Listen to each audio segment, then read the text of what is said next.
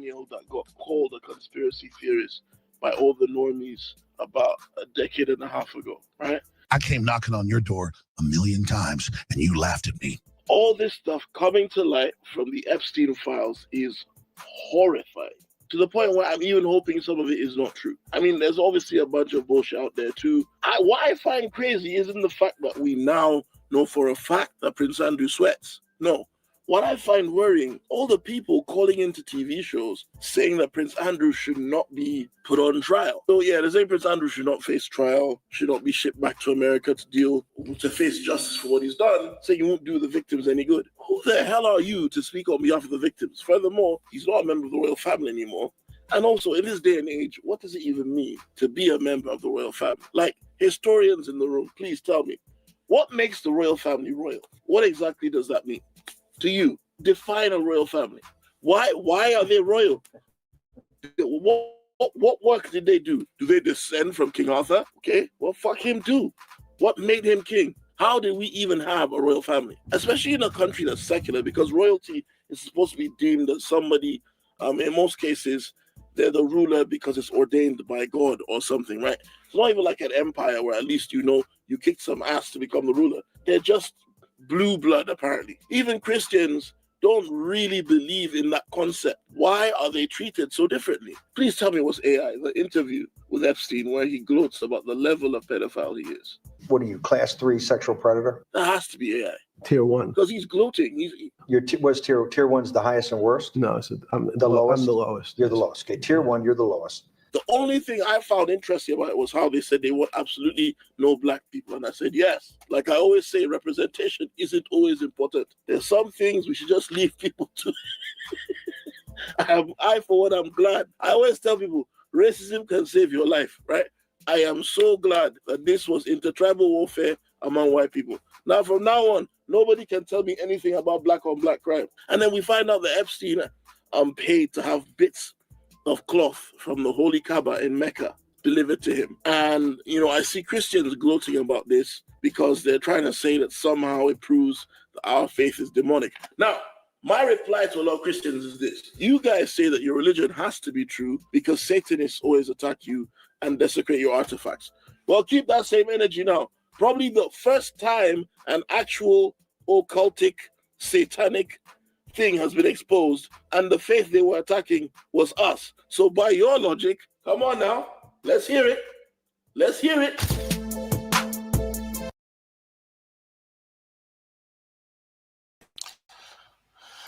Yeah, welcome, fellow Nigerians and people all over the world. My apologies for being a little bit sketchy with my connection. I'm in Nigeria, so it's a little bit, I'm trying to get my bearings because I know there are some Nigerians that have good connection out there.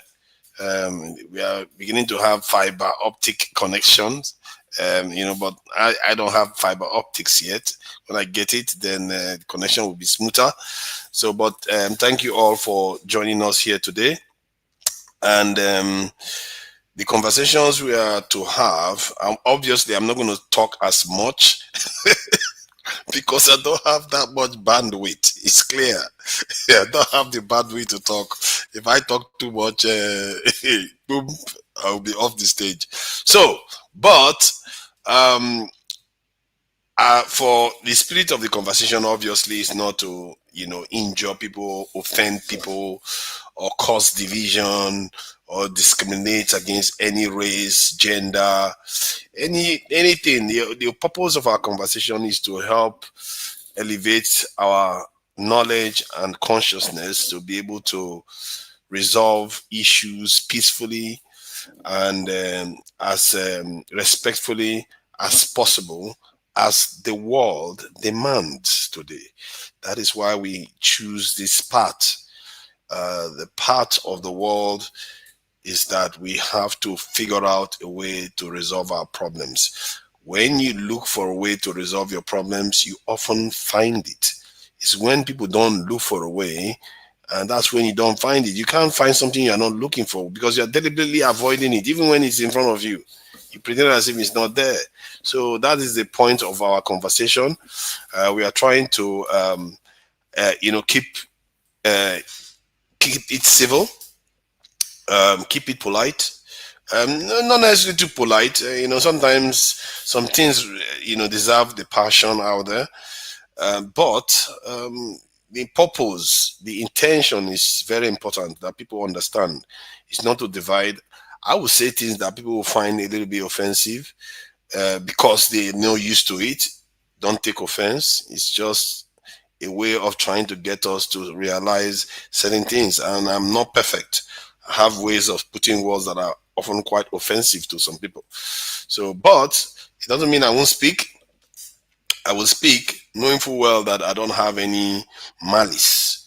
And I hope anyone that comes on the panel doesn't have malice against fellow Nigerians, fellow tribal, fellow African, fellow humans generally. We don't want enmity between peoples. The world demands that we work together, we figure out our problems. If we don't, there will be judgment, as they say.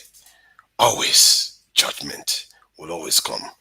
Okay, so the news this week has been very, very, even for me, a bit traumatizing. Has been very, very disturbing. That is so disturbing that even when I'm not listening to the news, it still crosses my mind. Some of the things you hear, you can't unhear them, you can't unsee certain things. And I thought it was bad, but we're talking about a totally different realm here, bad. We are talking about eating baby intestine bad. Not just the intestine, eating the physics is intestine bad. We are talking about people that are used to doing certain things, that they specialize in extracting certain chemicals or hormones, whatever you want to call it, from the human body, that they harvest it from people. Some of the descriptions are so vivid, it's scary, that it's like it's a horror movie. I don't know how human beings got to this point, but we have to somehow find a way to shed it. The people that do these things, they have to be held accountable and have to be made never to be part of our society again. Because to what end do they do these things? Is it because they want to have a lot of power, have a shared common atrocity that they commit, taboo that they commit together, so it binds them together in shame and secrecy, so that they can carry out their actions whenever they need to. Let's say they have influence over each other, because that's why the world doesn't make sense sometimes. Because the key things that influence people is not happening in front of everybody, it's happening behind the scenes. That's why the world doesn't make sense. Funny enough, even when things are going bad, Africans are not even mentioned. Nigeria, I'm really disappointed. Nigeria is not even factored at all. It's like we don't even factor in the game. And we have to figure out why that is. It's a bit of a shame that Nigeria doesn't even show up on any of the... We'll see. Maybe there's still 3 million documents to come out. You never know. You might find Obasanjo there doing some crazy stuff, but we'll see. We'll see. I don't know how Nigerians will tolerate it if that happens. They find that Obasanjo has been up to no good, some shenanigans with Epstein. That would be funny to see. But I would be surprised if Nigeria doesn't show up. I really would be surprised. And we gather that they take people from different continents. All this adoption that you keep seeing on the continent, when they adopt your child, you don't know what they are doing with them. Ew. Some of the things I hear, some of the things I've read on those documents, I even went to the department, the Justice Department of America, to download some of these documents. Some of the things you see there, it's really strange, because this is one man wielding so much power. One man doing all these things. And this is the most seismic event. As a matter of fact, the Prime Minister of the UK may actually lose his job because of this. Because this Epstein man During the financial crisis of 2008, when bankers were busy taking a lot of money still, they caused that crash, and people were saying they should take their bonuses away from them, and decisions were being made within the government. There was this top government official that was reporting everything to Epstein. And then Epstein even asked him to threaten some other government officials. This is some crazy stuff. And the media is in denial. This is why I say these channels are very important. You should be supporting these channels because we are like you. We don't have any stake in your business. We don't have any stake in their hiding stuff, because the media in UK now, the way they are spinning it now is that Epstein is working for Russia. That is the distraction now. Epstein is working for Russia, that they've got blackmail material against Trump. That's why Trump does everything Russia wants. But the truth is, when you look at that document, how many times Epstein was clearly beholden to the Israelis. That's where his real loyalty lies. So it's obvious. All the key people surrounding him are linked to Israelis. How can that not be obvious? But yet the Western media are trying to spin it to say it's Russia, knowing full well who the people that are doing it. And Boom Boom Ray did say something about, Israel is controlling America. Then I said, yes, they are controlling America, but if the Americans want their power back, they will take it back. But he seems to misunderstand that statement somehow, for me saying that Israel is not in control of America. That is not the statement. Are you struggling to understand nuances? The nuance is that, yes, Israel has a lot of influence over America, but if America wants its power back, they will get it back, like they are doing now. What do you think is going on now? They've done it before. History suggests that they do this repeatedly, and the Israelis will go, and whatever the Israelis or Jews, whatever you want to call them, they will go on to get more power again later on. They will purge them, and they will get power again. They will purge them. That's to be fair. That has been the sequence in history. This is why you have a lot of persecution against Jews over time. Every time it keeps happening in cycles. But if I am wrong, how did I know the cycles? How did I know this pattern? But you don't seem to understand where I'm coming from. Whenever I talk about stuff to some people, when I say these things, I say it from the point of view that yes, they have influence now, but the true power still belongs to those Europeans. It still belongs to them, because when they seek it back, they will get it back. Watch what happens now. Watch the space. The document is coming out. Let's see how they will spin it and spin it. Let's say they will spin it to Russia. You see whether people will buy it. People will not buy it until they pin Israel down for it. For what Israel has done to influence so much American and British life. The Prime Minister might actually lose his job. Peter Mandelson may even face criminal charges. His lordship, I think he was a lord, at least definitely a peer, and they are talking about revoking it from him, because what he was doing was sharing information with a foreigner that is linked to intelligence organizations, that also information that is supposed to be secret. That's because this is information that governments hold. It's not something like, let's say government wants to cancel certain projects. You don't release it, because if you go and share with somebody, then they will go to the stock market and bet against that company and make a whole heap of money from it. Mandelson was sharing information continuously with these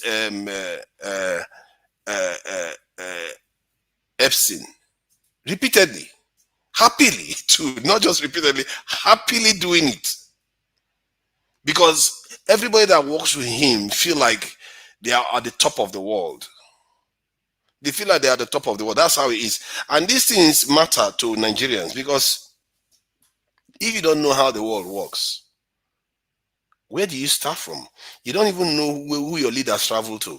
When your leaders leave your country, Tinubu now, I think they say he's been in overseas more than he's been in Nigeria in January. You don't know where he's going. You know, they are talking about parties where they carry out some unspeakable things. And then there is this other sci-fi area. This man, I think Epstein, here, say whatever you like. One man has been able to do so much in so little time. You have to respect that. So let me see whether I can play some of these clips so that some of you can see and hear some of what this man is going to say about it. Democrats of doing the very same thing that they themselves were doing, which is one of the oldest tricks in the book. You accuse someone else of what you're doing. Like, who smelt it, dealt it, but pedophilia. It's nuts.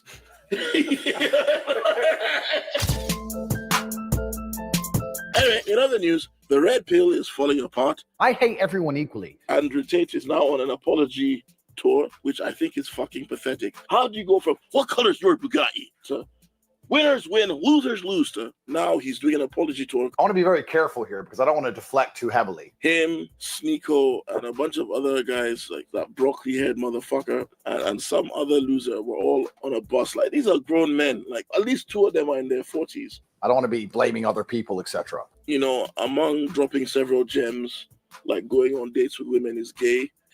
I mean, a whole bunch of songs were played that night, none of which I requested. And they dropped Kanye West's least played song, Double H. I'm not going to say what the song's called, but you know what the song's called, right? I don't know what the song's called. Do you know the song? I know the song. But yeah, so Double H, Kanye West's underappreciated song. I've never heard it. Nobody around me would play that. You know, no matter what your opinion on masculinity is, there is so much wrong with these fucking assholes. I don't understand why young men, of all people to look up to, it's these guys. Let's just look at someone like Andrew Tate or Myron Gaines. These two guys contradict everything they say. They'll say that, okay, masculinity as a man, the one thing you have is your word. You stick to your word. Andrew Tate is a supposed converted Muslim who still gambles, still drinks. They talk about chastity and how women should be decent and modest. But what kind of women do you always see them around? Isn't that hypocritical? Andrew, what do you think of Bonnie Blue sleeping with 1,057 men? Who are they always around? They're always around those same low-value women. You know, how honest should I be out of 10? I want you to be honest. You want to be honest? Yeah, go on. Even if you say he's not guilty of people trafficking, this guy literally profits from pornography and exploitation of sexual images of women. But that's the guy you want to take life advice from? The guy told you that you should be a warrior, you should fight. Did you see his boxing match with Chase Lamore? I'm 40 years old. I'm 10 years out the ring. He's the first guy I've seen shadow box and he's shadow won. He's younger than me. He's 20 kilo bigger than me. He's more active than me. I didn't fight a pussy. I fought the champ. And Tate, and these guys all dance terribly to this song. Of course, I had the volume down. So while dancing to this song, later they get attacked. A lot of people call him anti-Semitic for playing that song. And they all conveniently scapegoat Sneeko and say that he played the song, even though it's very clear that he did not. It was the Fresh and Fit guys that played the song. Anyone who calls himself Sneaky. Hi, my name's Sneaky. All right, so now let's move on. I think we're going to move on from that. So anybody that wants to talk about, this Epstein palaver, they can go ahead and talk about it I don't want to hear anybody come here and tell me that it's a good idea to, for America to come into Nigeria, because it's so bad idea. It's like, if you say that, it betrays the fact that you don't truly understand life. I'll repeat that again. If you say that, it betrays the fact that you don't truly understand life. Because life is not something, you don't give away your ability to survive. You don't outsource it to other people. If they choose to help you because you are worthy, it's a different thing. But to say, oh, we can't do it, especially when you can. Especially when you can. Do you know why people were laughing at Nigeria a lot because of ISO speed? Because they know Nigeria is definitely capable of taking care of itself, Nigeria can be able to, Nigeria can, let me put it this way, can figure out how to get their people good jobs, figure out how to get their economies going, figure out how to solve electricity problem, figure out how to industrialize. But instead, there are people on the street begging him for money, saying, show me love. That is what people don't like. And when you keep saying that some other country should come and save you for something you can solve, that is so, I don't know how to describe it, it's so pathetic. Something you can solve.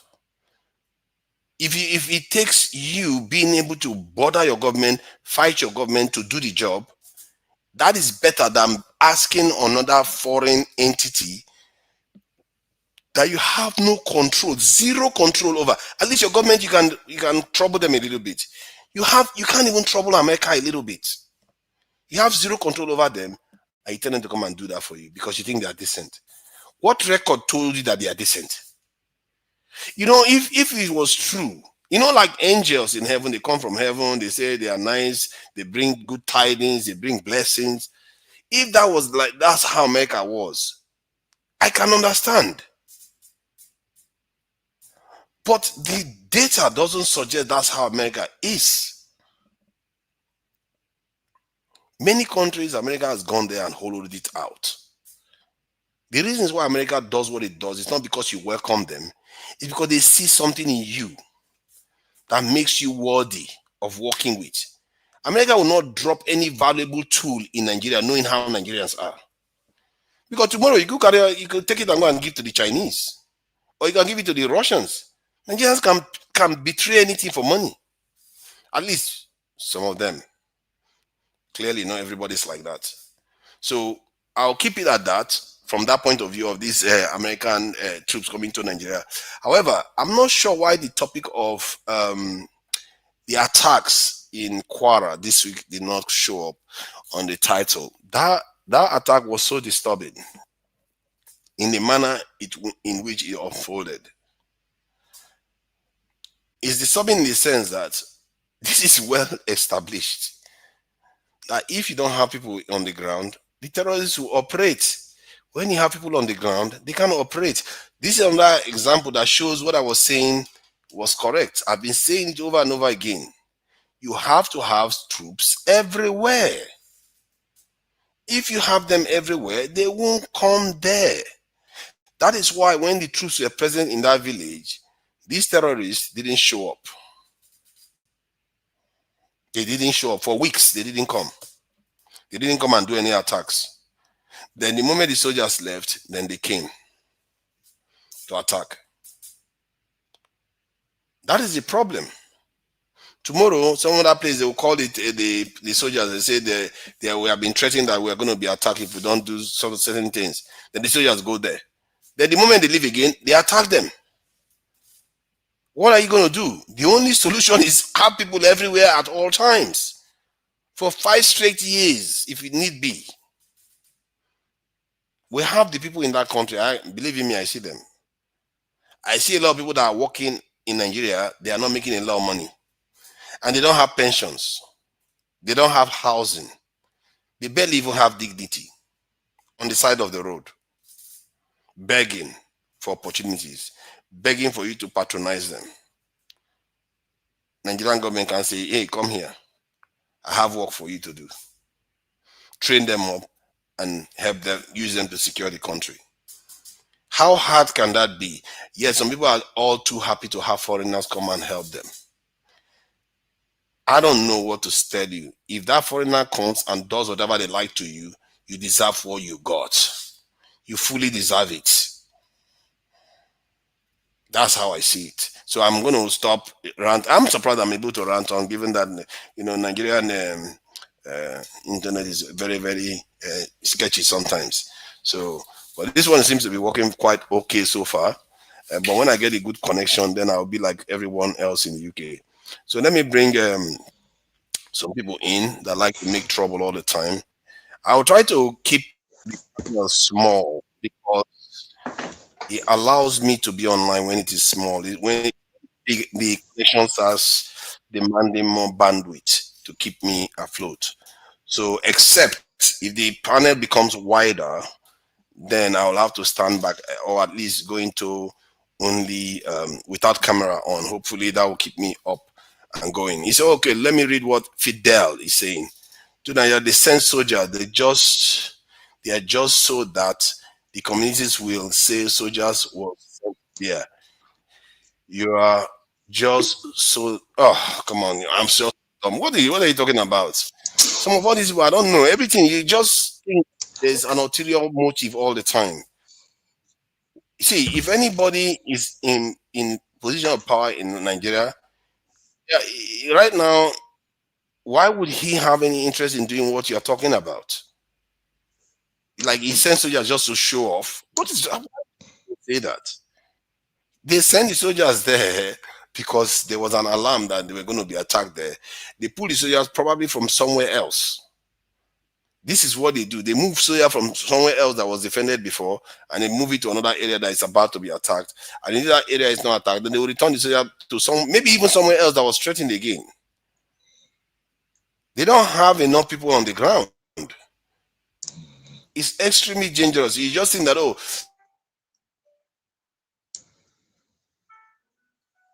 you're frozen.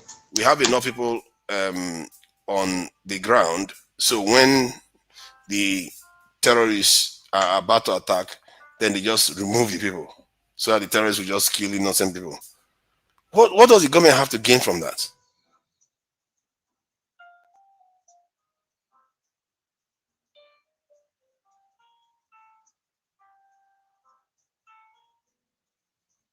Did he go offline?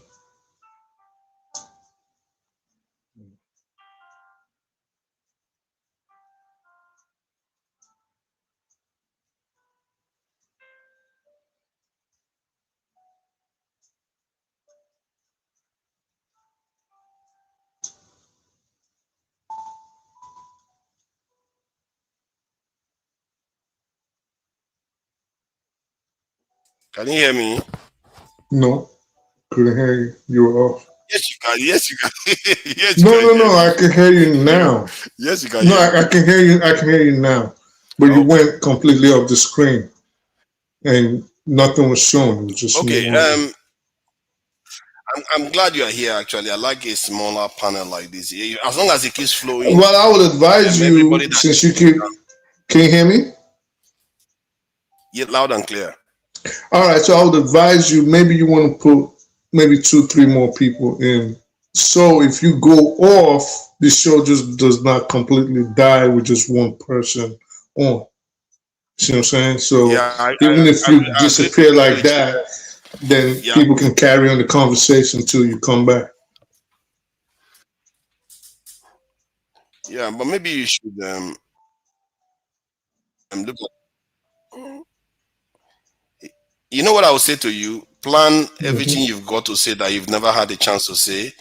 Whenever I drop out, you use your opportunity to say it to the people. So, but man, I know we align on this. Epstein issue. So, what do you make of the dump? Because I was a little bit traumatized by it. Actually, I expected things, but some of the stuff I heard, I think it went a little bit beyond what I expected. And this is that's what everybody else stuff. Come on, man. That's and that's what people have been complaining and screaming about. And progressively, I think it's not. I think I know it's going to get worse. So there's going to be, when they start introducing the videos, when they start declassifying images, people are going to become sicker, and people are going to become more aware of how terrible all of these happenings are.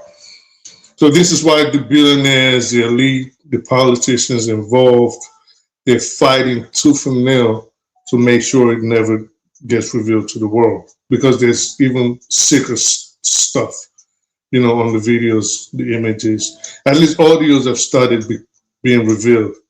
But can you imagine seeing little little boys, little girls being raped by a gang of men. You know, people being eaten, people being sacrificed. And these are the things they point at. On the words that Others are. there are young people watching. Right, but well, young people, this is PG, this is not family. For further So for at this time, give me 1 it's second.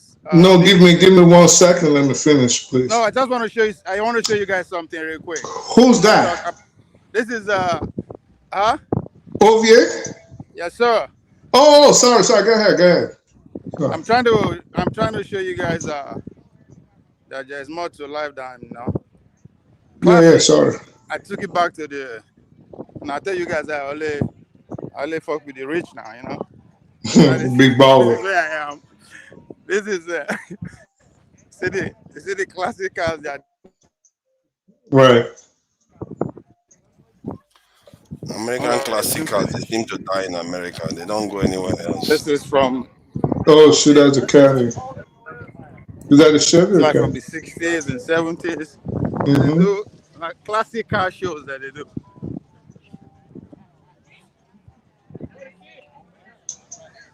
I know. I have to go inside this one. Yeah, those are dope. I have to go inside this one. There's a See Lincoln. this. Mm-hmm. Oh, Escalade. That's Escalade. Escalade. This Chevy Impala. Yeah, that's a Chevy. All right, let me text you. 6 or 7 Chevy. Let me test you from the outside and see, Bibi, what's this? What's this? Why should we care about American cars, actually? He's living his challenge. You're in charge of your to Nigeria. You're in charge of your security. Yeah, You are charging no, for I don't know security, that we should. security. Maybe you want to go and find out innocent car models. Yeah? You know, This is what you're this is what showing us American old cars. in five They are not even years, modern. this is what you are going to be seeing in 5 years. And look at that. We are going to be driving old cars where we are going to be having driverless cars. Look at that. That's what you are going to be driving. Classics, you gotta get the classics. They're gonna be worth a lot in the future. As appealing as sometimes they Imagine are, your next president not by the show for 2031. it. This is your presidential inauguration car by 2031. Mm. Ovie, we're discussing something very serious and you're showing us cars. No. Let me take you what. You know, is that your what Obi- Megalo disease or something? What's going on here? No, this is what Obi will ride on when he win. This. And look at that. If Obi ride on this one, Obi will never his life do something like that. So let's not besmirch Obi's name. Obi will never do such thing. So, but let's get back to subject matter. This is how Lagos Island. This is how Lagos Island will look like in 5 years. With this. Why Lagos not? Island. Good luck with that one. Why not? There's nothing wrong with that. Because America is in charge. No, I don't have any issue with that. Yes, this is what you are. But I hope this one. I hope it's better than this 5 one. years Actually, America. I hope it's better than this one. Oh yeah, no doubt. China is better than this one. You know, you that is from Bayelsa, Rivers. This is what Wike is going to do when he becomes president. Have you seen the that's roads in fine. Abuja? They don't even look complete. Oh, anyway, Nigerians are struggling to do something well. You can continue man. now. You can continue. Oh, all right, thanks, boss. Continue. Mhm. That's the boss. Thank you. So, yeah, I think he has thrown us a little bit with all this. That's So, OB, what- man. No, when I see the America, Yeah. you're an American. American now. They show you're an American now. Right? And over switch. See, the thing is, this is the dilemma people have right now. Actually, what Ovie did just Right. is the dilemma people have. People either want to carry on living their life normally the way they are doing, carry on like going to car shows and stuff like that. But at the same time, they are hearing that leaders are doing all these heinous things, like everywhere. They are all at it, from Europe, even Middle East has been found to be part of this. I don't know about the Indian In connection. what capacity? In what capacity? I think there was a prince that is been found to be part of that goes to the parties too. Probably. some top this thing. Yeah, I think Khashoggi's this dad showed up on it too. So quite Yeah, a but lot of you have to remember all these people. Nigerians have shown up on it. There's at least 2 Nigerians that have shown up. It doesn't necessarily mean, yes, so it doesn't necessarily mean that everybody went on the island. Just because these people have just been linked that at some point they had interaction with him. Remember, he was the go-to guy in Washington. He had all the news about insider trading. To an extent, they even suspect that he rigged the lottery and won about, what, $85 million? Something like that. With his Zoro Trust. Yeah. He took the money with his Zoro Trust, I think $45 million. So he was the guy. He knew how everything ran. He knew who was doing what. He had everybody in compromising situations.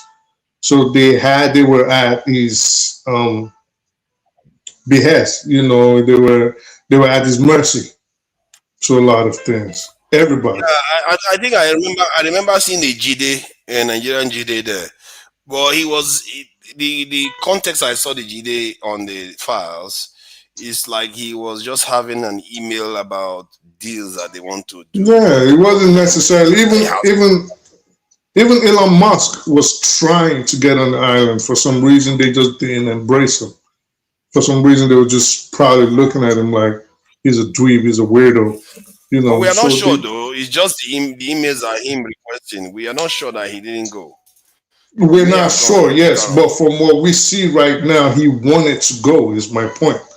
He wanted to, like, he was practically begging. He was ready to do anything to get on the island, but they just wouldn't let him.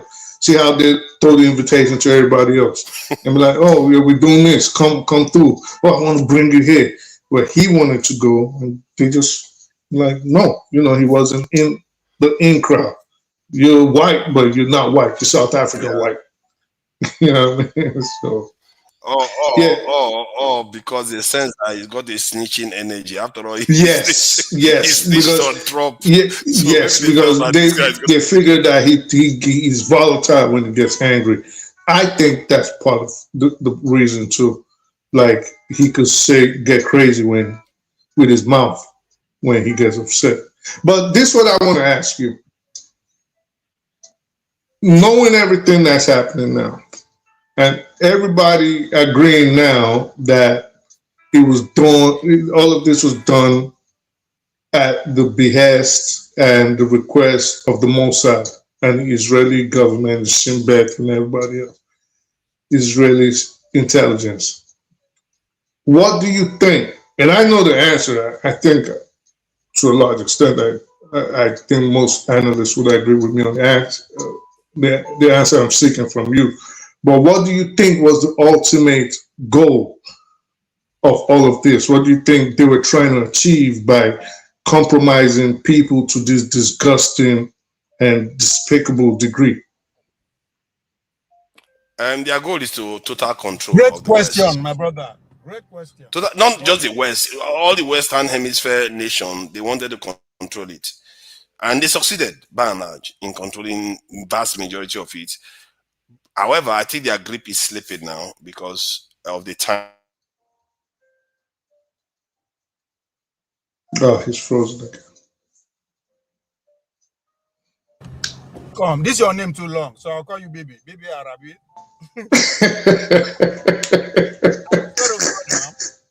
Yeah, go ahead.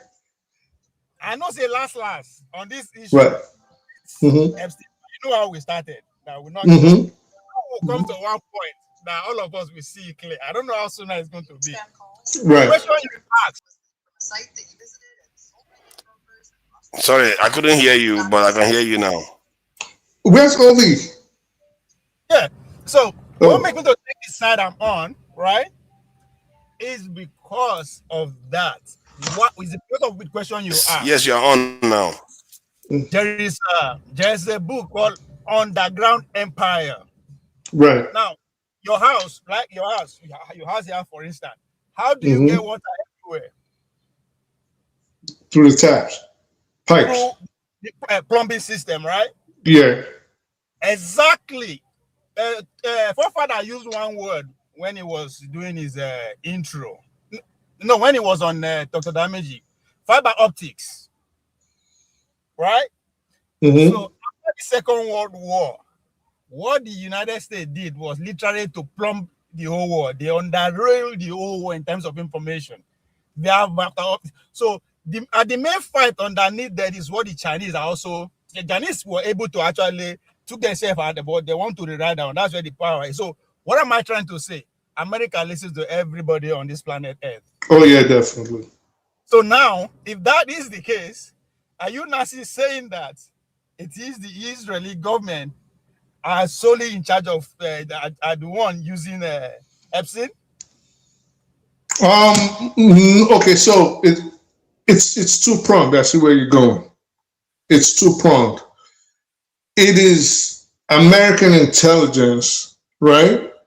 Because there are bigger powers controlling the government, for example. So higher powers than what we see, the CIA, the FBI, things like that. Well, more like the NSA and things like that, right? Yep. They are higher powers, right? But these groups, even the shadowy ones, are also being controlled and beholden to the Israeli government.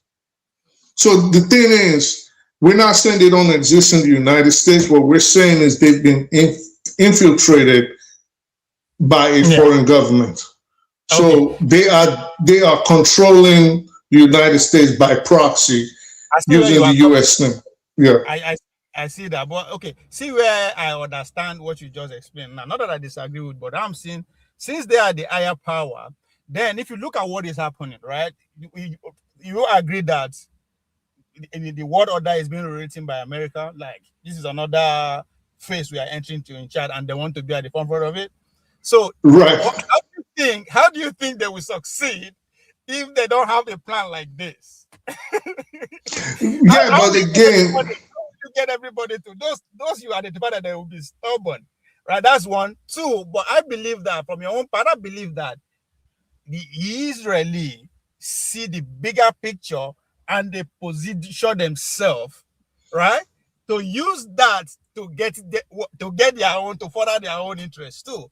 Which is, if you look at the situation of Nigeria, the way the boots on ground, if you pay attention to the Muslim communities in Northern, they are not, people that matters, not the, they just retrieve and, right? Because even with the midst of chaos, there's the advantage that they can take advantage of and advance their future in the future using the same boot on ground. So that's what I'm, I kind of. No, I agree with you, but this is why I said. Okay, they are controlling the United States. I get what you're saying. The U.S. government wants it to happen, which would also go back to what forefathers' argument would be that, well, when the United States wants to get its power back, it would, right? Yep. But what we also have to understand is people like myself and people like Scott Ritter and people like General Douglas McGregor and people of that nature, Wesley Clark, our positions are that a foreign entity is controlling both sides, both joysticks of the game, right? So while Israelis are controlling the Shin Bet and 8200 and the Mossad, they're also controlling U.S. intelligence. For example, look at what's going on now. We are about to start a war with Iran that has nothing to do with us in the United States. Yep. But it is obvious that the only reason this conflict that might become global, at the very least regional, is about to go down is because a foreign entity, Israel, wink, wink, being led by Netanyahu, is pushing for it. Not because Iran is a sort of existential threat to the United States or North America or even the Northern Hemisphere. Not at all. But because Israel wants to control that region and it says, America, you're going to go destroy Iran on our behalf. You're going to put people there, and this is why you're going to do it. And this is where we find ourselves. Based on that, and I saw one of your comment section, comment on the comment section, Dr. Damiji, where you said that they will interfere, Israeli will interfere in our election. So 100%. Yes, on that premise, right? How long will you think it's going to take before we start seeing expose from the Epstein file that has to do with Nigerians in terms of those that matter? Because if they, that's one. Two, Iran and the foreign invasion. What do you think the Turkey is doing too? Because I don't think, because people are not factoring the power that the Turkey have now based on their region and what the negotiating power and all that kind of a thing. Despite, yes, what you focus on part of Israel, as Israel want to take advantage of. So is Turkey. Turkey has a, because Turkey, if you ask me, without the America on the back of Israel, Turkey is the regional power of the as of today. They have regional power. So that contention is there. So because they are kind of a little bit ahead to be a regional hegemony, I don't think they will just stand and look America go all in Iran without any ramification, but knowing that they are in charge of the security architecture of the well, let me start with the Turkey one before I get to Nigeria. The reason Turkey is I don't think Turkey wants to interfere in Nigeria. Again, I might be wrong, right? But with 100 million Muslims, of course, they are into they understand. No, well, Turkey is more secular, but this is where I'm going. I think Turkey has more interest in what is happening in its background. It has the PKR, the Kurdish rebels to deal with. It has the conflict happening in Syria, which it has lost territories to deal with. So if Israel, for example, continues on this trajectory of a greater Israeli project, what will happen is right now they've taken up onto Damascus, right? They're just right there, the Golan Heights. They've taken the Golan Heights. These are places where Turkey used to have an influence. Right. Jew of the whole territory too. Right. So they've taken the Golan Heights. Even in fact, Trump called it Israeli territory last week, just this past week. He called it Israeli territory. The more Turkey keeps losing territories like in Kurdistan and in Syria, its influence wanes. If its influence keeps waning, then the Kurds become more of a threat to it. So Turkey has more of that battle to worry about than what is happening all the way in Africa. Not saying they're not going to try to influence Africa. I'm not tying them to Africa. I'm just saying, right. They have, I think they have a say to what goes on in Iran, between Iran and America within that region as they stand. Right. They have a role to play. Yeah. So with the Nigerian issue and why I say we should be wary about interference. If you understand these things, the play's already on the ground. All of a sudden, all these missionaries are popping up right after Netanyahu basically said he was, well, he didn't even say basically, he verbatim said he was going to send soldiers to Nigeria to help in the war against terror. We didn't ask for that. And myself and forefathers went back and forth on this, on what interference meant, right? If you remember, in fact, that's why I changed my name to Forefathers Interference. But what these leaders usually do, before they do something, they give you a hint that we're about to do this thing. So if we think, I would assume, given the fact that President Trump praised Nigeria's first lady a few days ago. That's my next question. Who do you think is responsible for that connection? I'll get there. But I would assume that the president of Nigeria has somehow cut a deal with the United States, like you always say, essentially, once they start praising you, they've sold you out. So I would assume they've cut some kind of deal, and Nigeria's 2027 election is going to be very interesting because Israel is fancying itself some kind of world power player, and it has seen how other countries influence the world.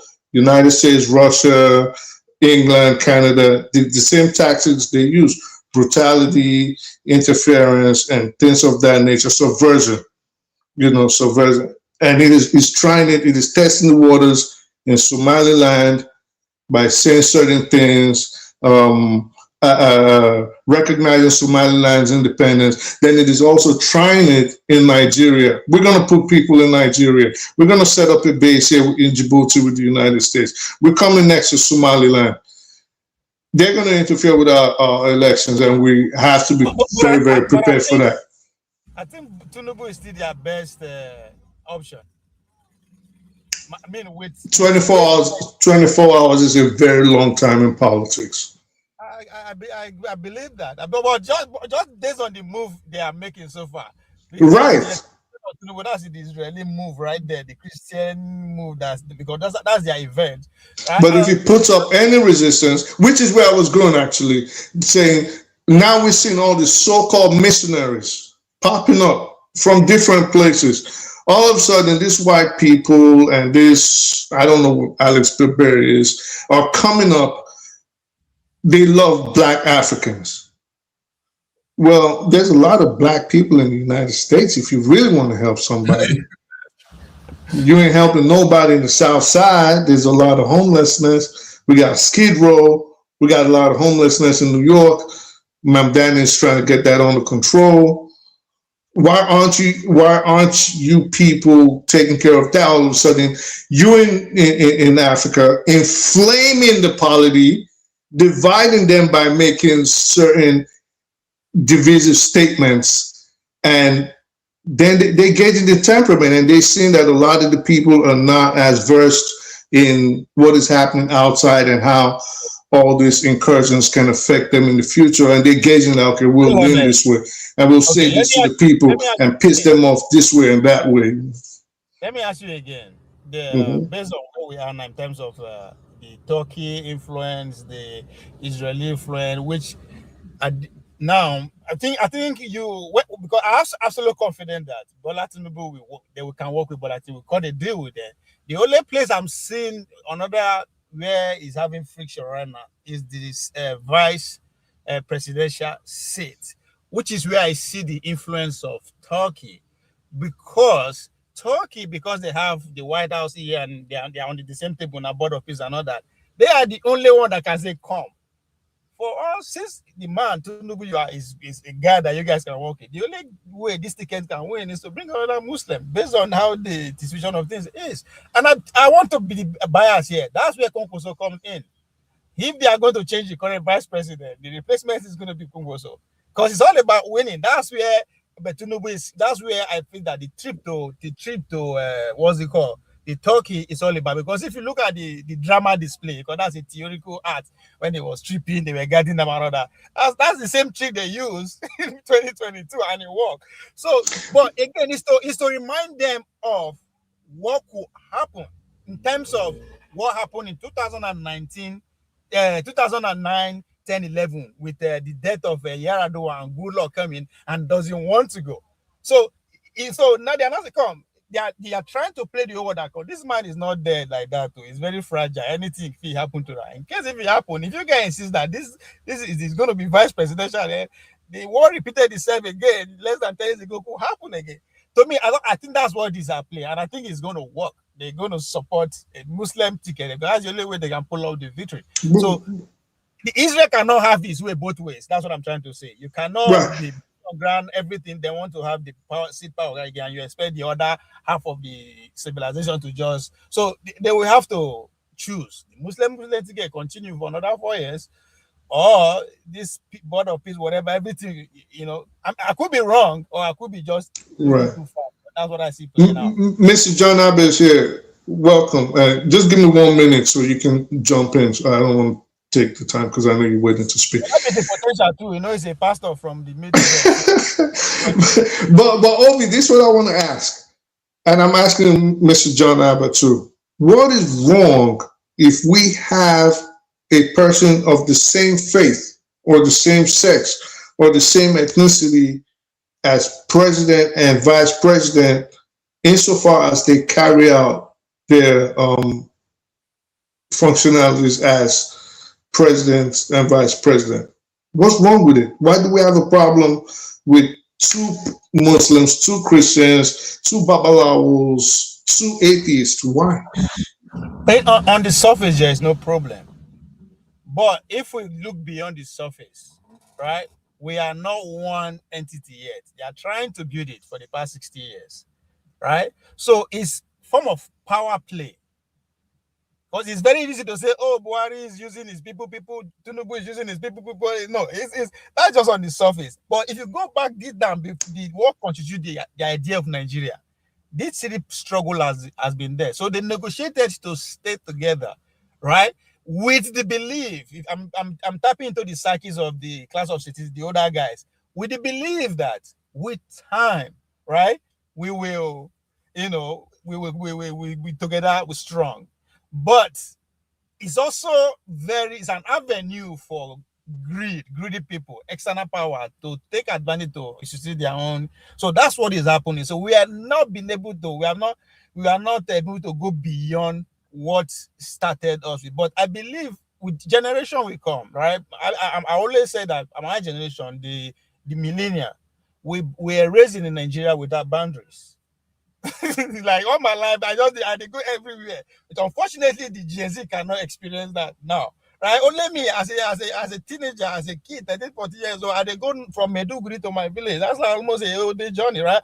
Fear. So, and again, the people, our kids, that's what we are going to teach them, and it's happening again because the grips that the likes of Whiskey Davido have around the world, it's as a result of that. John Abba here take me to parties maybe say in children in peers are doing. Well, if I reach there, I can't tell who is from the north, they know who send us there. Even when we go sit down with the Jonah Bennett, we go argue. The kids are just so, and that will evolve if these external powers help bend that, it no go work. Because if you are one, it's gonna be very hard for them to take advantage of the way they do now. That's why I also believe in another way to accelerate that oneness is one political party system. Let's commit inside. This one way APC go they do their meeting for London. DPDD go do their meeting. That's that, and we go there argue say why President what is the travel? Let's welcome John Abba. Yeah. Our potential vice president. Yeah. Let's welcome him. John Abba, welcome. Thank you so very much. Forefathers speak the truth in a way. It's nice to see you guys join it because you guys have the same school of thought like mine. I'm sometimes okay to have a different one, but what bugged me is the going back to Nigerian. So whether it's the politics or the military or the soldiers in Nigeria and the view of our people, it tells that it's a long walk to freedom if at all we have started working already.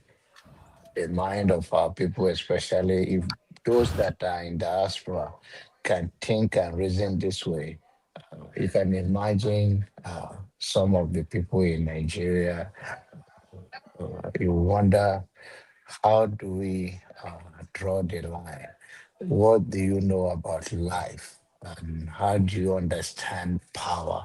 And why do you think they are there to help your military? Nigerian military have gone around the world helping other nations. And I don't think it's the unwillingness and the leaders, which I think the leader too doesn't know better, because I think we give them more credit than they deserve than they even know. So it's a mind-boggling to me, and I wish that a very radical person can take over that country and make us proud again as a nation. But with this Jerekambia business that are doing there, this caricature, I chop Nigerian PNC, it's a shame. It's going to bring our country down and the black nation. Uh, we are the hope of Africa. Uh, because not because of the population, it's because Nigerians dare to be who they are. Our swagger, our depth of knowledge on issues, our dare to challenge life, even though we've been crippled before we even started crawling. But in the midst of all of that, Nigerians have done perfectly well around the world. I always say that the only place Nigerians cannot do well is in Nigeria. But outside that, we are a very resilient people. And the reason is that those that are leading us don't know their left to their right. So they sell us and they are stooge, a puppet to the West. And that's why I don't even believe that the election who to support have any impact in any form or shape. Or I don't believe it. I just believe that there will be something bigger. And even if you take life of few Nigerians, it's okay. It's a sacrifice for us to move forward. But with where we are now, the mindset of the people is you don't even know when these people are with you, you don't even know what they are doing. You don't even have any capacity to monitor anything. Rather, they are their boss. They are your boss in your own land. So it's a mind-boggling. And coming to 2027 election, it's settled. As far as Tinubu is alive, he's going to be there. It doesn't matter whether ADC. And by the way, who tell you they are different? They're not different. Everybody are just looking out for their own personal pocket. No, none of these people, they are sweet talking people around, pushing people around that they're going to do better. They themselves already have people in Washington lobby for them. These people that you guys are saying they are your candidate, they do better, they want to change Nigeria. And if you don't have the love of your nation and have a vision to take Nigeria from where it is. Nigeria mentally, the Nigerian people, we are suffering, struggling in Nigeria with all things bombarding us. And now the people that even have been taking advantage of us for years. Now you are started negotiating with them before you even become a president. Who tell the rest of Nigeria that these people are there for you? So and we will refuse to be bullied here by anybody. I refuse to be bullied. And thank God it's not one-on-one. I believe it's if this channel have your say, if it is a studio, trust me, nose will be bleeding because some of this nonsense that we say will not go unpunished. Some people will bleed and will end up because some of these things we are I mean it's okay to be civilized, but you cannot just speak ignorantly, bluntly. I don't even know how forefathers and Rudolph and the rest can anchor this program when you hear some of our brothers and sisters that somehow is okay with all of those things. And anybody among the people running for president, meanwhile. And I don't have problem in Tinubu staying there because I don't have anybody that I know among these people that have any idea or better. I mean, I understand he's an old man, but you can't tell a person what to do. If you are young enough and you have never get your way there, then just endure it. And if someone younger is coming with a better idea, then we can embrace it. But none of them have anything. They all want to sell us to the West. And that is my concern for the next generation. But Extreme File, I don't care about Extreme File. It's occultic. So we are suffering in Nigeria. Injustices everywhere. So what is my business with people eating themselves, doing whatever nonsense they have been doing all this while? They are eating us live in Africa every day. These people eating us live. We have pepper soup in their table every minute. So if they can eat it, so I don't really care. They all do it. So I wish them good luck. I believe much as karma, that what goes around comes around. It will catch up with you in time, in due time. So I just worry that we, the African people, should rise up. Let us cross this between this party line. I don't even believe the Muslim ticket or Christian ticket is the issue. The issue is that people have no clear vision for their own people, how to lead the country to be competitive in 21st century. They don't even have the idea. So they use these religions to divide us, use a tribe to divide us, use all those things to divide us, and we keep falling into the trap. Oh, this is Christian, this is what. Are they not a citizen of a country if they mean well? I believe that what people believe influences them, but it shouldn't be more than the constitution where things work. So if we don't have a strong constitutions, then all the institutions in Nigeria from A to Z are not working. So if they are working, we will not be looking at whether it's Christian ticket or Muslim ticket, but they use it as a divide and control over the years. And I'm wondering why is it still working in 21st century where we can see more things that those things shouldn't be what divide us. You have the right to worship God the way you want, but to respect me as a human being, I will respect you, and our boundaries will be clear. So I want to give my brother Jagon that come to say his word on all that. But I think we should look beyond this and unite ourselves. We can have our differences. I have my differences with Jagon.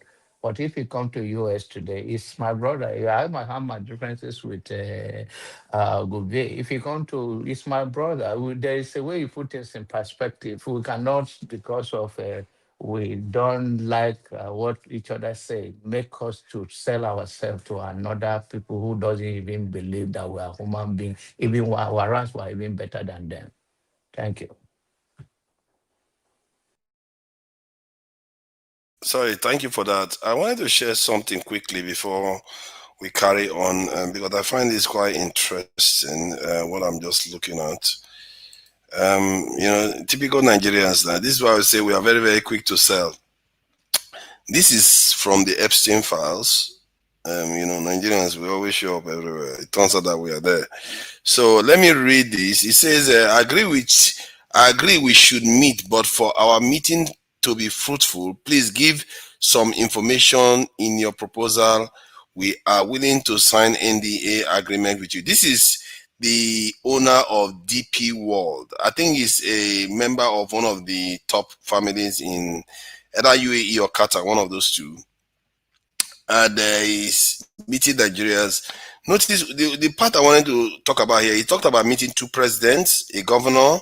He met two former presidents at the invitation. He met a governor. He met somebody that has a private port owner in Lagos, discussed acquisition, and it didn't work as he said they discussed acquisition. Then he said joint venture. He said it didn't work as he insisted that we pay his dividends in dollars while our earnings is in Nigerian naira. That is a Nigerian not accepting the naira. This is a foreigner talking about this to Nigerians. So Nigerians are not willing to accept the naira when somebody is coming to invest in your country to pay you.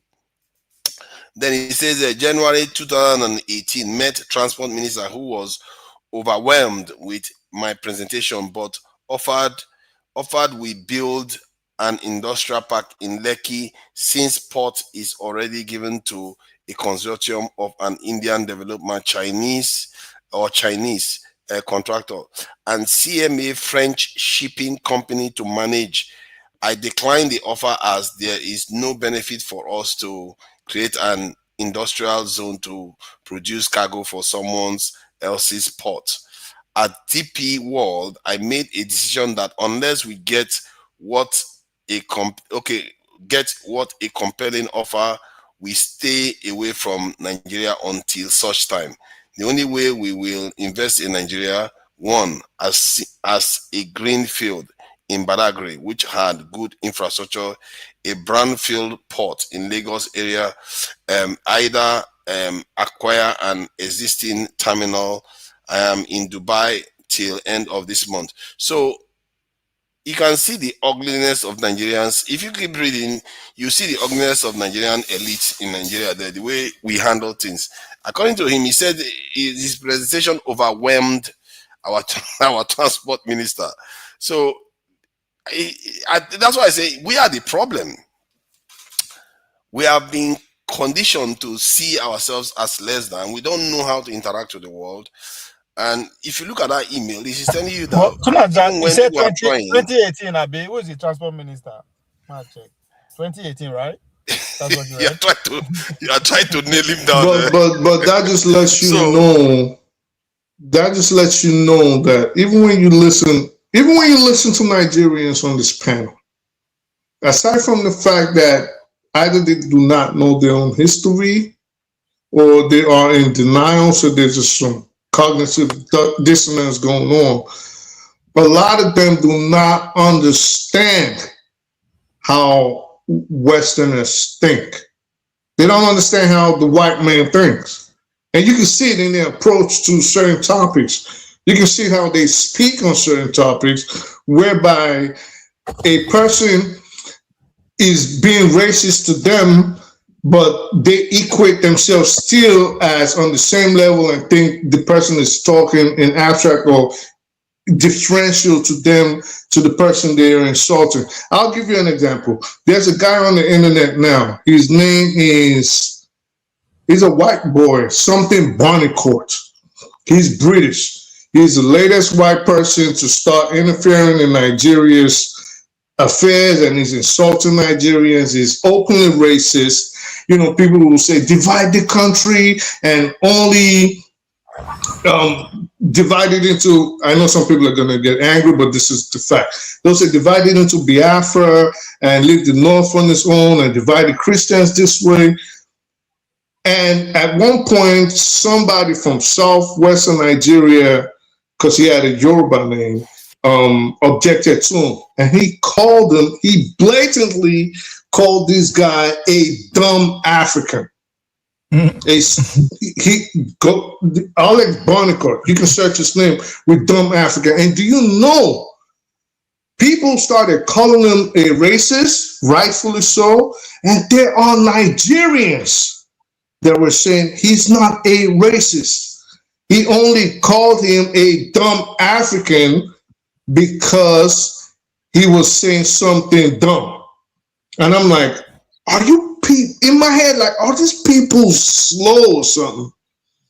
He generalized you guys. He could have just said, called him dumb or called him a dummy. He specifically called him a dumb African or a stupid African, something derogatory to that nature. And Nigerians could not fathom that he was talking to them also. They separated themselves. They said, well, he didn't call me, he called him a dumb African. So this is all I'm saying is, based on that letter you wrote, Nigerians generally don't understand how Western people think. You see it on the show. People are supporting all the racist policies of Donald Trump. We know two very notable people on here that are always supporting the racist divisive policies of Donald Trump. But for some reason, they think Donald Trump has these magic eyeballs whereby if he laid eyes on them, he would separate them from the other blacks like Michelle and Barack, whom he called monkeys. He called them monkeys. He put a tape on Truth Social yesterday with Barack, AOC, Michelle, what's her name? The lady from Texas, Quartet. And he was playing the Tarzan music, jungle music in the back with their faces superimposed on gorillas. But somehow black people think they're different. Nigerians think they're different from all this racist rhetoric that these white supremacists are pushing. I like what you say. One of two Nigeria fit into one of the example you are portraying. People who actually know what they are going, because but one way or the other, I don't know how to actually classify, because two Nigeria knows that nine friend, nine uncle. It was his uncle that was the minister in 2028. That's why I refused to measure the minister's name. What are you talking about? That's ridiculous. Hold on. How can I know that? Hold on. I barely know what was going on in Nigeria then. What I just did is what two Nigeria will do immediately get hear of that information. We say, who is that minister? He will do the research. I know him. So he knows he's a Mechi. That's why he kept quiet, like a village man. So it's Amechi. So this is Amechi that is running for office. Oh my God. It's a very simple name to keep on your head. So how you say you know it's Amechi? No, I didn't know. How am I supposed to know? I didn't know. Wow, is this Amechi? You know why? Are you surprised? He was heavily in bed with China company, building rails and everything. So you can see he cannot do the two. They've already sold to China, the Buhari administration, collect heavy loan from Chinese. Via that road, of course, it was one of the prominent ministers in the Buhari administration. So I don't know why you are surprised, because they went all in with the Chinese, the seaports, the mining plant and everything. So when the Americans are coming, which is pretty much or the Israeli, which is pretty much what would be the man name? Epstein. Of course, he no get choice. He has to do like that. You can't serve two masters. Go backfire. So that's exactly what played out there. So now that's the kind of Nigerian leaders we have. And it's that same man that will come and instigate Nigerians. Same Nigeria start up again. So, and it's crazy. Let's bring Jagon in, because I'm sure Jagon has something to say about this Epstein. My question to you is that how long will it take leading to the election before you will be seeing more Epstein file regarding Nigerian key actors in order to either influence the election or to do something? Because I believe more name will still come out. Or that's my question. No, Jagon, are you there? I would like your take. Yeah, I would like your take on the developments this week, because it is cutting across many countries in Europe. I think I heard about this in Denmark or something, and UK definitely. The Prime Minister is in trouble because of that. But for some reason, Americans don't seem to be troubling their politicians for it. So what do you make of the trajectory this whole thing is going? Thank you. Good evening to the panel and to listeners and the more. Man, sometimes fundamentalism, as I have a lot of in my system, is not appreciated. The fundamental thing about the Epstein files is that nothing's going to be done about it. Nothing's going to happen. The depth of heinous crimes that have been committed by our politicians, our leaders, our business people, our celebrities, all these people who have visited the island and done worse. It's something I've been speaking about for some time. I told the panel some years ago that 250 children go missing in the UK yearly. This is just the UK. Go missing, which means that they've been torn away from their families in one way or the other. In this aspect, and in us understanding that this is a direct industry, and I would say possibly being run by Zionist Jews globally, there have been children who have spoken in the UK, in Highgate, here in London.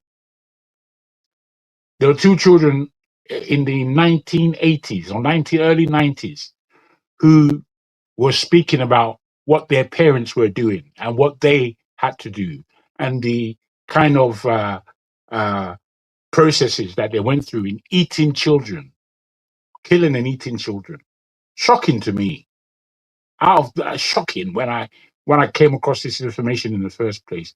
But the fact that we now know, because I used to tell this to people, nobody will believe me, or nobody believed that there's cannibalism going on in the UK. They'll tell me okay, now it's out. We've just stepped over it like it's not even news. Nobody's going down for this thing. Andrew is not going down. I can guarantee you he's not going down.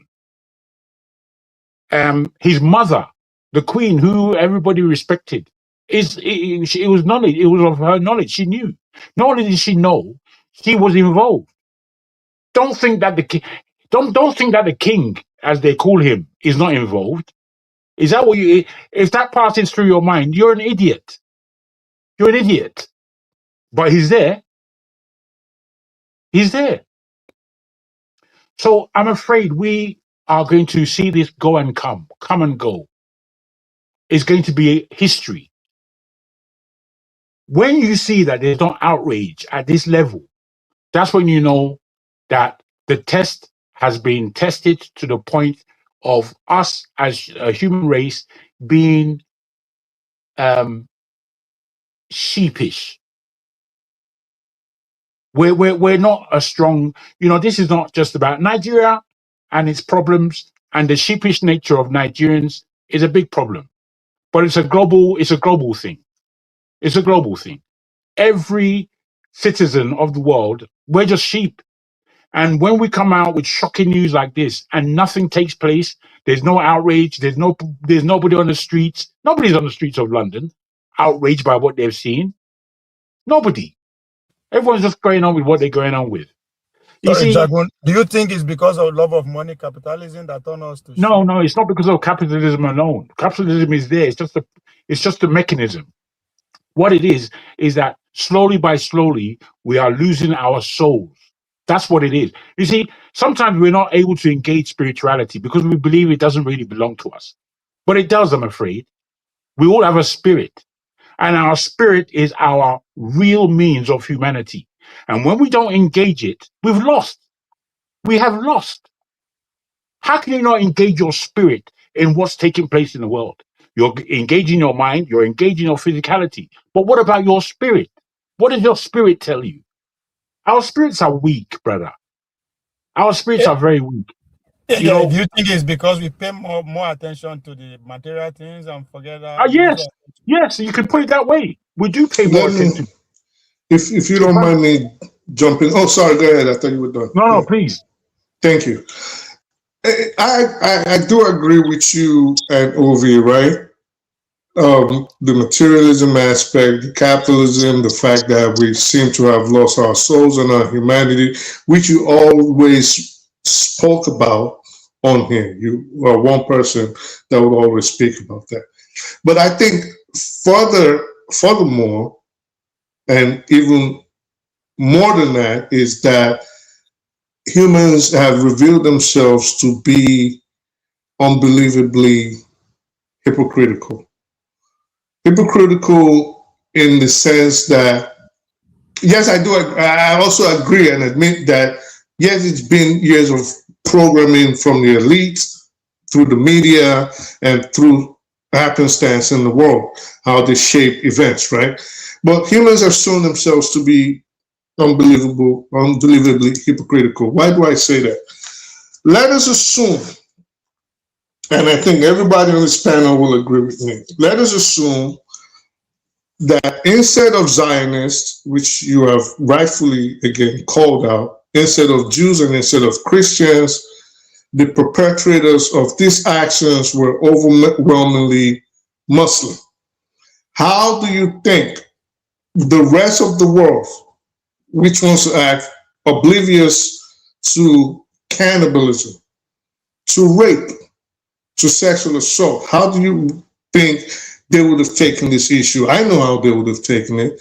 They would have been calling for every Muslim on the planet to be hung at the stake or crucified like Jesus. But because the perpetrators do not feel the narrative, what do we have? In Europe, if you watch European news, they are trying to link it to Russia. If you watch American news, they're trying to blame other entities except the real people that committed this act. Even on the show today, and even on social media, and even talking to people, everybody is doing their best, failingly so because they can't, definitely are not going to succeed, to attach it to another group, primarily Muslims. Each time they talk, oh, well, but you know, in the Middle East, they even had to make fake videos of Mamdani saying he was probably Epstein's son because his mom had a showing for her book, her movies. Yeah. Let me ask you before, sorry, my brother. Let me ask you before I take the mic back, if I may. The point, whilst I can agree with a lot of what you're saying, is there a point? Because if there is a root that we all know is sick, whoever that sickness belonged to, does it really matter? Because if it were Muslims who are doing this, perpetrating this, which they are not, or indeed maybe they are, I don't know. But if it were Muslims that were cited in doing this, it would mean that Muslims would have the power that the Westerners have, which would mean whoever is in power, it would go on the same, because all we are human beings at the end of the day.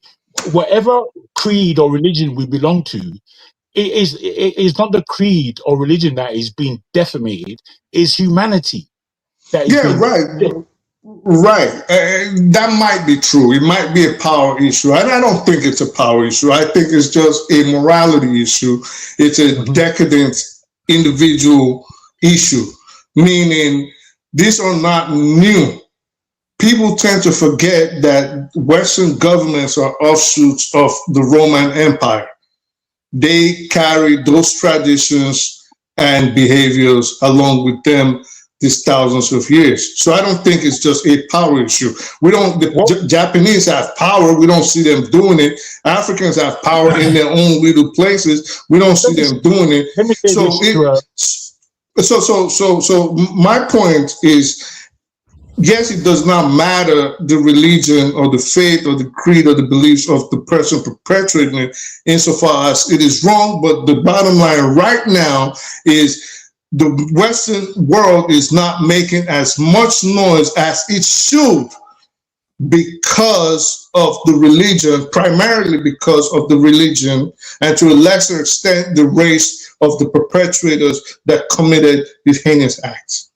Okay, I would agree with the race. I wouldn't necessarily agree with the religion.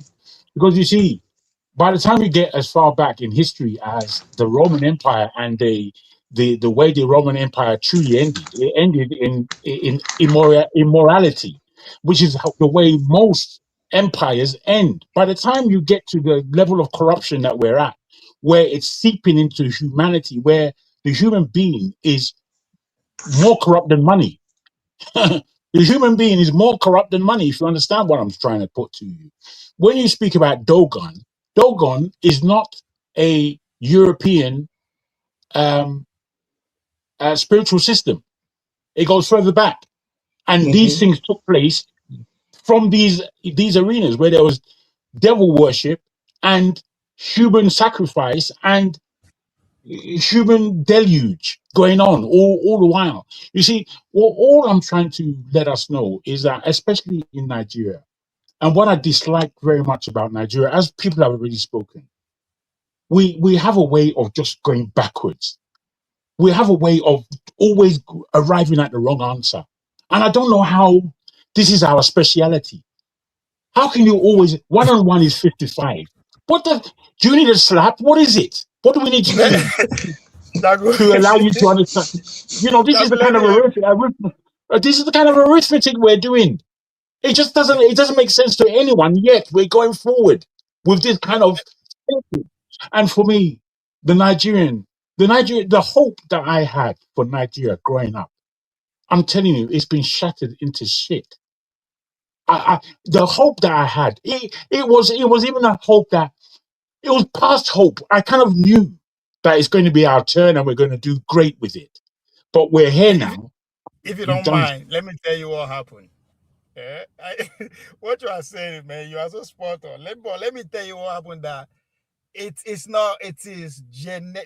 engineered, just as you said, for us, to be behaving the way we are being. Unfortunately, because if you go back to in the 30s, where Huxley wrote the Brave New Words, right? If I may quote, when he was talking about that the world we achieve our stability through humanity achieving stability and happiness through extreme technological and social engineering.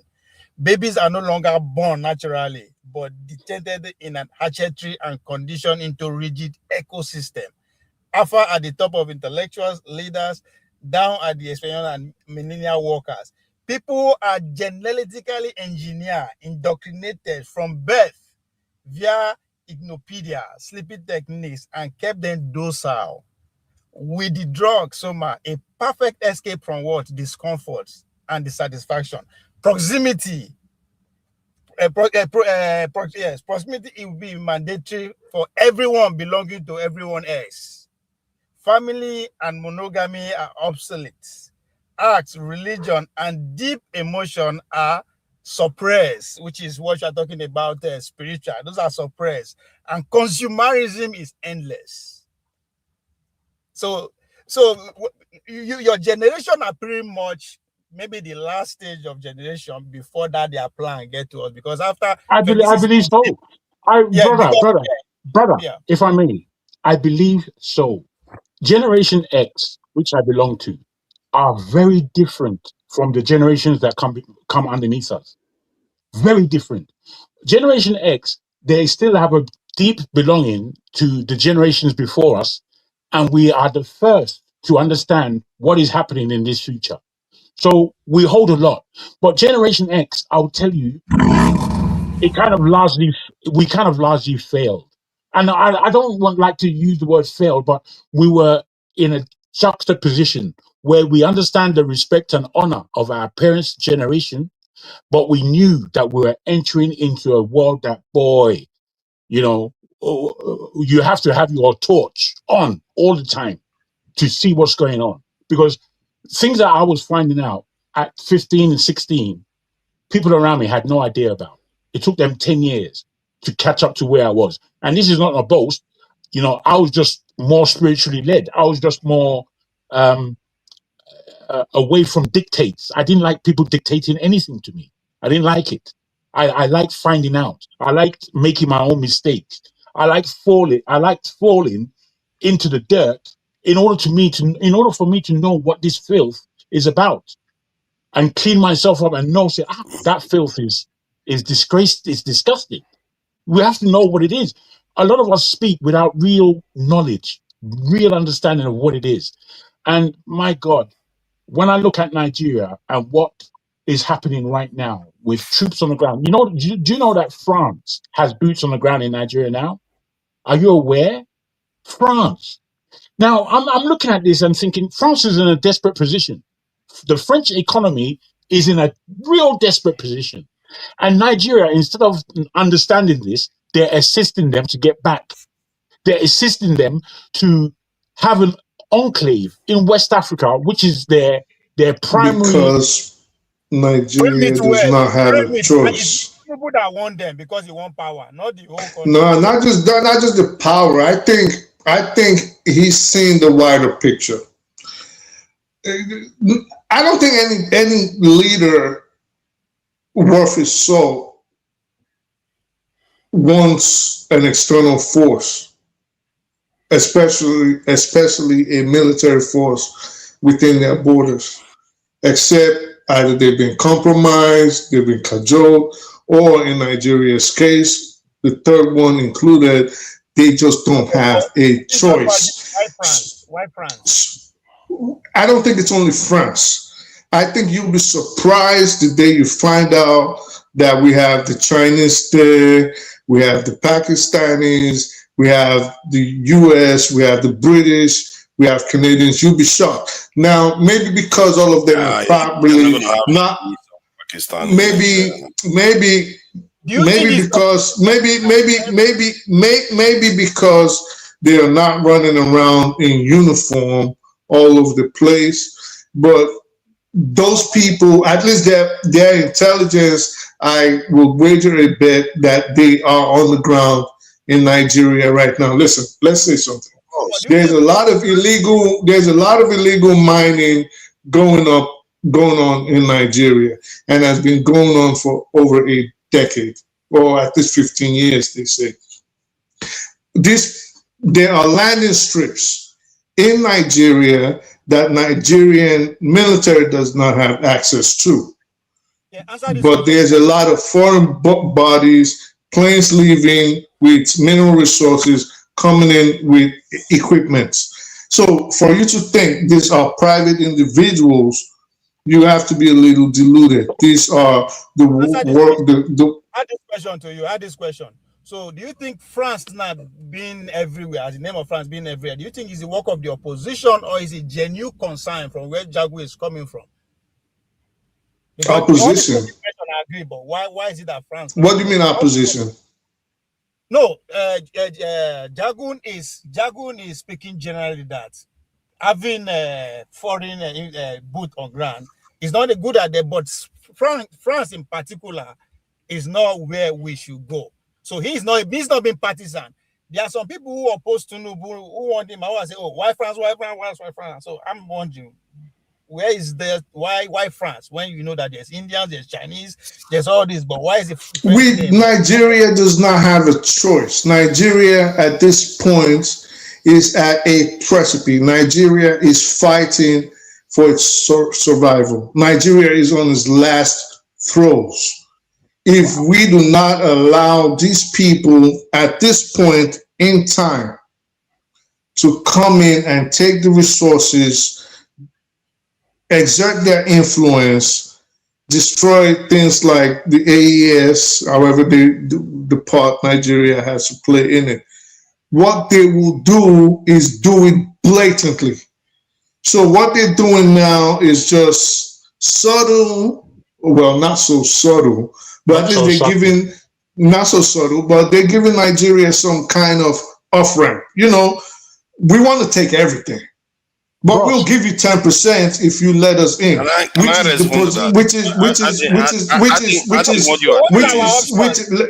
land. No. Is it okay if I lie? Like, no. Say we don't have a choice is not accurate. No, I want to know as a nation. You haven't let me land it. Like, no, you've made the point now. Except there's something else right ahead. All right. Nigeria does not have a choice. Like I said, we're in the last throws. If we, but this was.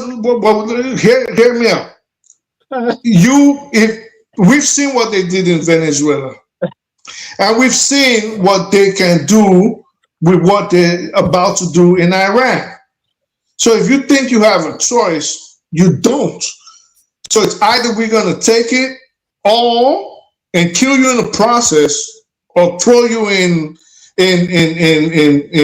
Marion, Illinois, or put you in Florence, Colorado with El Chapo. Or we can give you a little bit, You're a figurehead and you do as we say. So at this point, Nigeria does not have a. Let me say this, please. Because everybody keeps. When am I going to finish what? No, I beg your pardon. For you made the point a long time ago. You are still. Make a point, sir. It's okay to listen. This is your problem. You never like to listen. You listen halfway. Go ahead, sir. You want me to tell you the point? Yeah. You want me to tell you the point? I already know the point. He's already made the point since 5 minutes ago.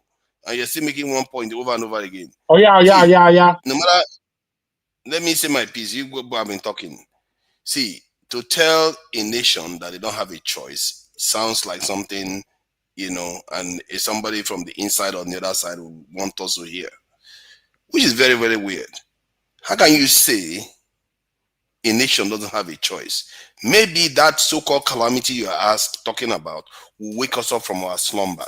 Maybe it will galvanize African countries, because this is the first time No. Western nations have actually, let me finish what I'm saying. This is the first time Western nations have actually showed up on the Niger-Congo side of the African continent to start bombing. And it might galvanize us, because if you look at what do you call it, Traore, even assassination attempt starts galvanizing people, not to mention if there was a war, all-out war going on there. And Nigeria is not that. When I look at Nigeria, you know, I'm on the ground right now, and I say Nigeria is not like Ukraine. It's not like many other countries where you just think you bomb one place, you decapitated the country. You would have to bomb almost every house to stop Nigerians from getting power supply, for one. You have to bomb every house to stop Nigerians to get water, for one. Nigeria is a very difficult place to conquer. If you think about it, do you even understand how the electricity? Wait, hold on. Do you even understand how Nigeria is electrified? You think you have to bomb literally every house? If they knock down the Kanji Dam, that's it. You're done. They knock down the Kanji Dam, you're done. That's exactly my point. What else electrified Nigeria? What's your point? Hold on. You don't understand. Nigeria, No. Because I think we're going. Wait. Now, let me. No. All I'm saying is that we're going off. You don't want me to talk at all. Okay, we're just going off track. What I'm saying, then we are going off track. Yeah, I know. See, my original point was that Nigeria is not as easy to take over as you'd like to think. Kanji Dam, how many people relies on Kanji Dam? Most people have their own generator. Most people have their own solar in Nigeria. Nigerians have gotten used to doing this individually, more than most countries would like to admit. The truth is that as a people, we have a right and we have a choice to resist if we choose to. It's just that we are not ready to pay the price right now. We're not. But soon the price will be forced on us. If America decided to take over, wait. If America decided to take over Nigeria's government, right? But you're on the same part. If Nigeria decided to take over, if the United States decided to take over Nigeria's government right now, which parts of the country, forefathers, do you think will put up a resistance on behalf of the Nigerian government to make sure that the Nigerian state continues to exist? Now, please don't answer for now. Let me come in. You guys, let me put this to you. You know, Speaks, if you were the president of Nigeria, you wouldn't be saying what you're saying now. I understand what you're saying, but you know in your own mind's mind that you being the president of Nigeria, you would be very aware of these dangers, and you would proactively make policies to make sure that these things don't happen.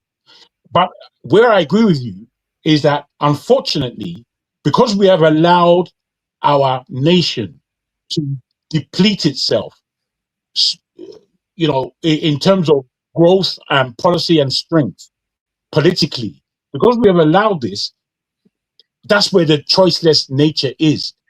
Exactly. Yes, I'm agreeing with you. Exactly. We're doing suppositions. Reality is on the facts say that Nigeria does not have a choice. You're saying, well, if you could put proactive measures in place. Well, proactive measures haven't been put in place. The bottom line right now is that Nigeria is a weak, broke, and disorganized society, and the leaders, even if you had Jesus and Mohammed as president and vice president of Nigeria right now, they have no choice with the happenings on the ground right now but to cut deals with these Western nations. So all this, well, you know, if we wanted to fight, not you, Jack, I'm saying for fight. If we wanted to fight, we will fight. Well, the point is, people are not going to fight. Nobody's fighting for you. So what can the president do right now? He has to freaking cut deals and be subservient to these countries, or he's going to be sitting with Maduro somewhere in MDC. All right. I want to take this to a point where we understand what's going on, as the four of us are here. The four of us who are here, you know, we have our differences, but I think we give each other some level of respect that we know what we're talking about at times. I'm trying to suggest that because of the way the world is, Nigeria had an advantage if they had anybody with sense as within leadership, or if they had a consciousness about themselves in a country called Nigeria. Unfortunately, we do not have a consciousness. We are unconscious. And because of our unconsciousness, we have brought ourselves to this position. In bringing ourselves to this position, we have to understand how late we are. And the fact that Speech is talking about the fact that, boy, going into the future, we have less and less power each year that goes on. Now, I think, it's very difficult to suggest who, apart from Tinubu, who I deplore, who could lead this country out of the mire we're in. And I haven't got a clue who. I would prefer to vote for someone like Speech to lead the country rather than some of these characters that we see all over the place. I would prefer to vote for even Forefather, who I have major disagreements with, but I think consciously he understands that Nigeria has to be Nigeria, not Nigeria times this with this inclusion and that inclusion, and making us less an empirical force in this world as we are. Nigeria still stands as weak as we are, the biggest economy in Africa. So that's how weak Africa is. Yeah, thank you. We are weak, and we are weakening ourselves more. And I don't see why Nigeria has had to invite America upon the land, had to re-invite France upon the land, away from if they're just being paid. And that materialism that we are suffering with no dignity in our nation is a paralyzing thing. Paralyzing. And when I come across Nigerians that are speaking this paralysis, I don't even understand who or where they're coming from. We are in a nation that has failed woefully.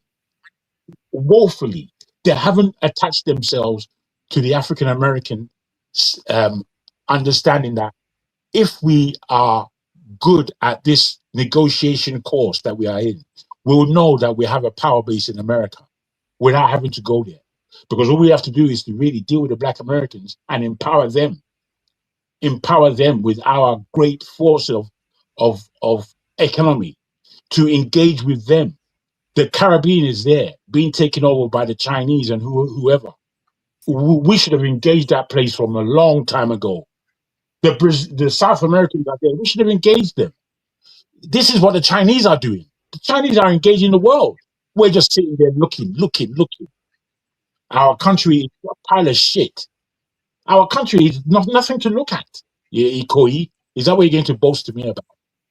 I mean, I really do not understand the way we think. I don't understand how we think that we will be proud and be prideless at the same time. It's an oxymoron. I'll just end there and see where we develop. Thank you. When I was in Abuja driving across Airport Road, I don't know, people that know that Airport Road, Abuja, they say they have great road and everything. But if you look at that road, it looks like an uncompleted road by Western standard or by any developed country standard. Because you can see the drainage right there out in the open, splitting the road on the left side. It's like we are so shabby. As a people, we are shabby. We can't seem to get any simple thing straight. Even to make a line that is straight, it's like Nigerians will just. It's like, why? Do you know? I was in Nigeria the other day and I had something to eat and I wanted to throw it away. There was no bin, and I found myself throwing a few things where I said, "You see, this is how it happens. Because the ecosystem doesn't cater to people that are actually that have decorum, that are law-abiding." And that have reserve. You don't have that. Everybody is just doing whatever they like. They throw rubbish whatever they like. They do whatever they like. They expect to get away with it. So if you want to repair the system, that's why I said the only good government we've ever had was technically the first Buhari government. They tried to reshape Nigerians' antics, the way we behave, the way we do things. They tried to get us to get to work on time. They tried to get us to keep our houses clean, our roads clean. As a matter of fact, they would have ended up with a country that looked like what all of us loving Rwanda today. They would have ended up with that if they just had the goal to carry on and survive. But clearly, another government came in and wrecked the country again. So we've not truly had any good leadership. If anything, that government, there was a bit of hypocrisy. because they were not supposed to be traveling overseas, foreign countries, to go for Hajj or something. And the diamond was caught going there. It's like Nigeria hasn't. No, it was not supposed to take his little son. Yeah, and he did. You see that? So that was hypocrisy he was caught in. And why do you do that? You are trying to transform a nation, because sometimes when you catch it like that, at that weak point, then that symbolism alone is enough to do it away. But what if they had caught it, they when they overthrew him, he didn't do that? Maybe people will be saying, why did you remove him? You know, they will argue more for your case. No, Nigerians should have never said that. Listen, even to this day. No, let me see what I'm saying now. See, history has. I thought you were. When a leader is popular, that if that leader is dethroned, it could be problem for the people that dethroned that leader. If a leader was popular, sometimes even a leader that was popular, let's say he lost his life when they overthrew him, they are willing to. They will turn on the government that overthrew him and bring his child, the child of the leader that was deposed, to come and rule. Aren't you Nigerian? Hold on, let me finish what I'm saying. The reason why I'm saying that is because it has happened in history. I don't know why you are laughing. It has happened in history. I'm laughing because it happens in history does not mean it is binding on Nigerians. You have to understand. You even spent all your life in Nigeria, right? So the psyche. The psyche of Nigeria, I'll tell you why it's not the same. If the psyche of Nigerians was the same, when you read the archives and see how Nigerians loved the rule of Murtala Muhammad, then if they were going to fight for anybody after his assassinations, then when Bisala and Dimka and the rest of them assassinated Murtala in Marina on his way to Dodam Barracks, they would have fought for Nigeria. They would have risen up. Hold on, a lot of Southerners loved Murtala. A lot of Africans love Murtala, but not the North. So let's not. Well, no. What do you gauge by a lot? What do you mean not a lot? Remember, this is a guy that retired 100,000 soldiers within a year or so in Nigeria. And many of them were. You mean permanent secretaries? No, soldiers. Okay, so how did that affect the regular people? No, I'm telling you that because it affected the northern people most by and large. And so the northern people. So you're trying to tell us now that the northern people had a problem with Murtala and were probably in support of the Dimka Bisala coup because he retired military officers. Is that what you're trying to tell us? I'm not saying that they support him. I'm saying that they are not as in supportive of him as the South was. What you hear about Murtala being very popular is mostly the South. That's not true. Not the North. That is absolutely not true. Okay. Murtala was loved. The archives will tell us that Murtala was loved by Nigerians.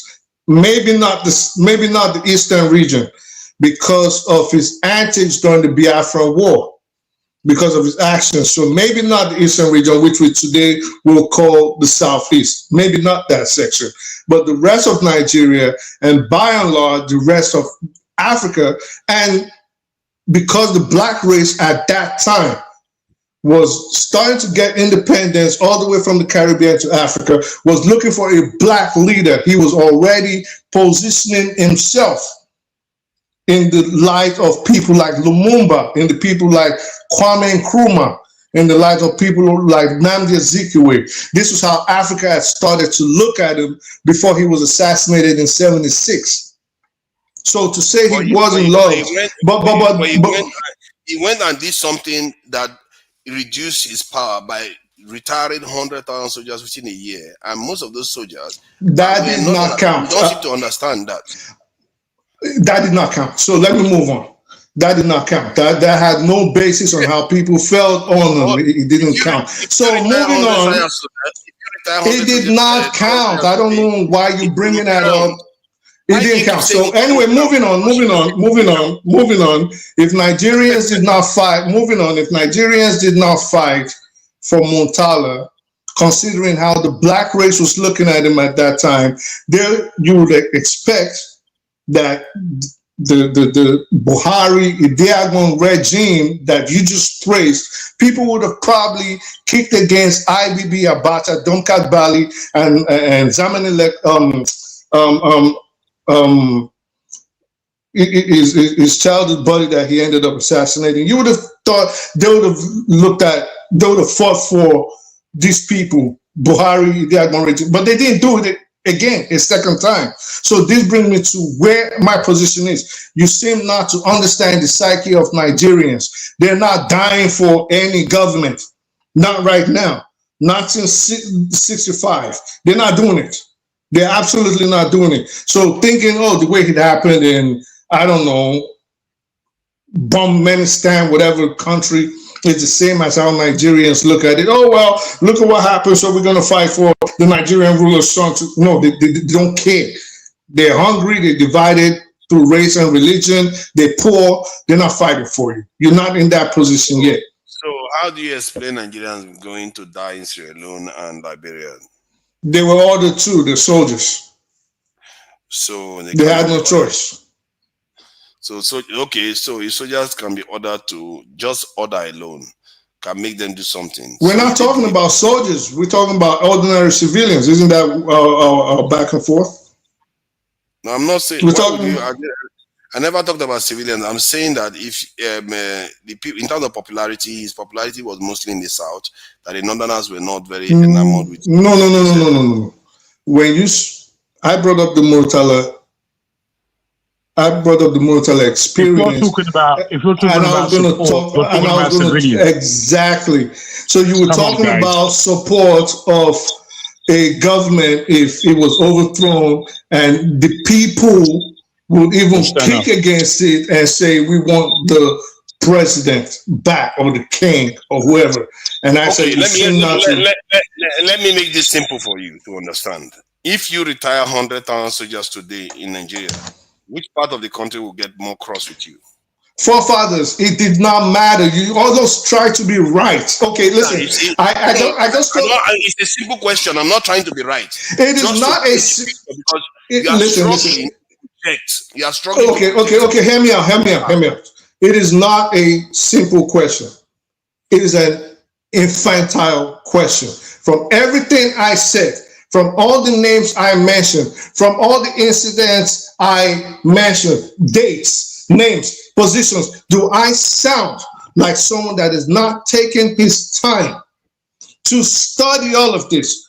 But you want to be right by bringing up 100,000, supposedly 100,000 people were retired. If you say, what I do know that was more annoying to the Nigerian populace of Murtala Muhammad's policies was his retirement of permanent secretaries.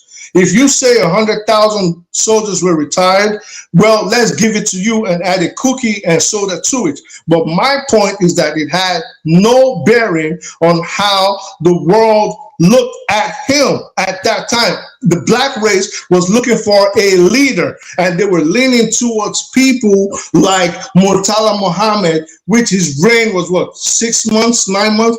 I think 6 months, and he got assassinated. But Nigerians did not rise up to burn down the country. The best they did was hand over power to his reluctant deputy, who was Obasanjo. And of course, we know what he did by handing power to Shagari. Don't tell me to calm down. It's okay for me to end my position. You always do this thing where you cut someone. Go ahead, sir, Mr. 100,000. Look at that. Look at that. He's forgotten his chain of thought. I didn't forget my train of thought. I just let you talk. Like you always so. I don't understand how you approach arguments. I don't know why you are so combative. Take it easy. I'm in Nigeria. You have to give me a little bit of difference here.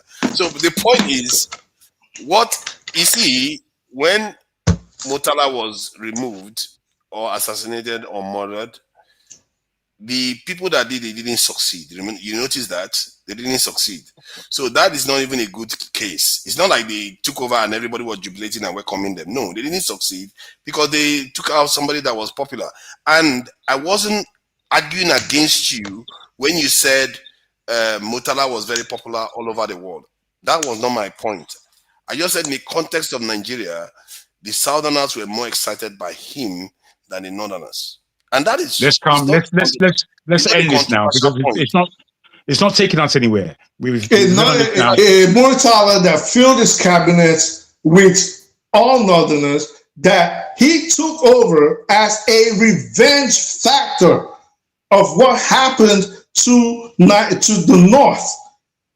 Removing Gowon was welcomed by the North because they were like, well, you know, you could have eliminated and wiped out the Igbo, but you didn't do that. So it's antecedent as a very brutal war general was welcomed like, yeah, we got one of our own there. You really think the North was pissed at Murtala? You need to read more about Nigerian history, sir. The people that matter were pissed because he retired 100,000 of them. So you might Enough of this. This is repetitive. We're That's it. Just like to argue, like the permanent secretaries didn't piss them off. But I don't know why you are so angry about this. It's a very, very simple thing. You are making it look like my point cannot stand with like if my point stand, it kills your point. I don't know. We are talking about it's not my point kills your point. We're talking what we started off talking about is support that we're talking about. If it went from what would happen if a foreign body invaded Nigeria, then it metamorphosed into you saying, well, you think Nigerians will stand up in support of a government if a foreign body, because it has happened in history. This was your position. It has happened in history where people will say, well, you killed the king, we want his son in charge. We're not welcoming the coup plotters. This is true. But my position was that it cannot happen in Nigeria because of how divided Nigeria is. I should have even said that to you. It evidently happened with Murtala Mohammed. How? Because the coup plotter didn't succeed. The coup plotter didn't succeed because the military repelled it, not the people. What are you talking about?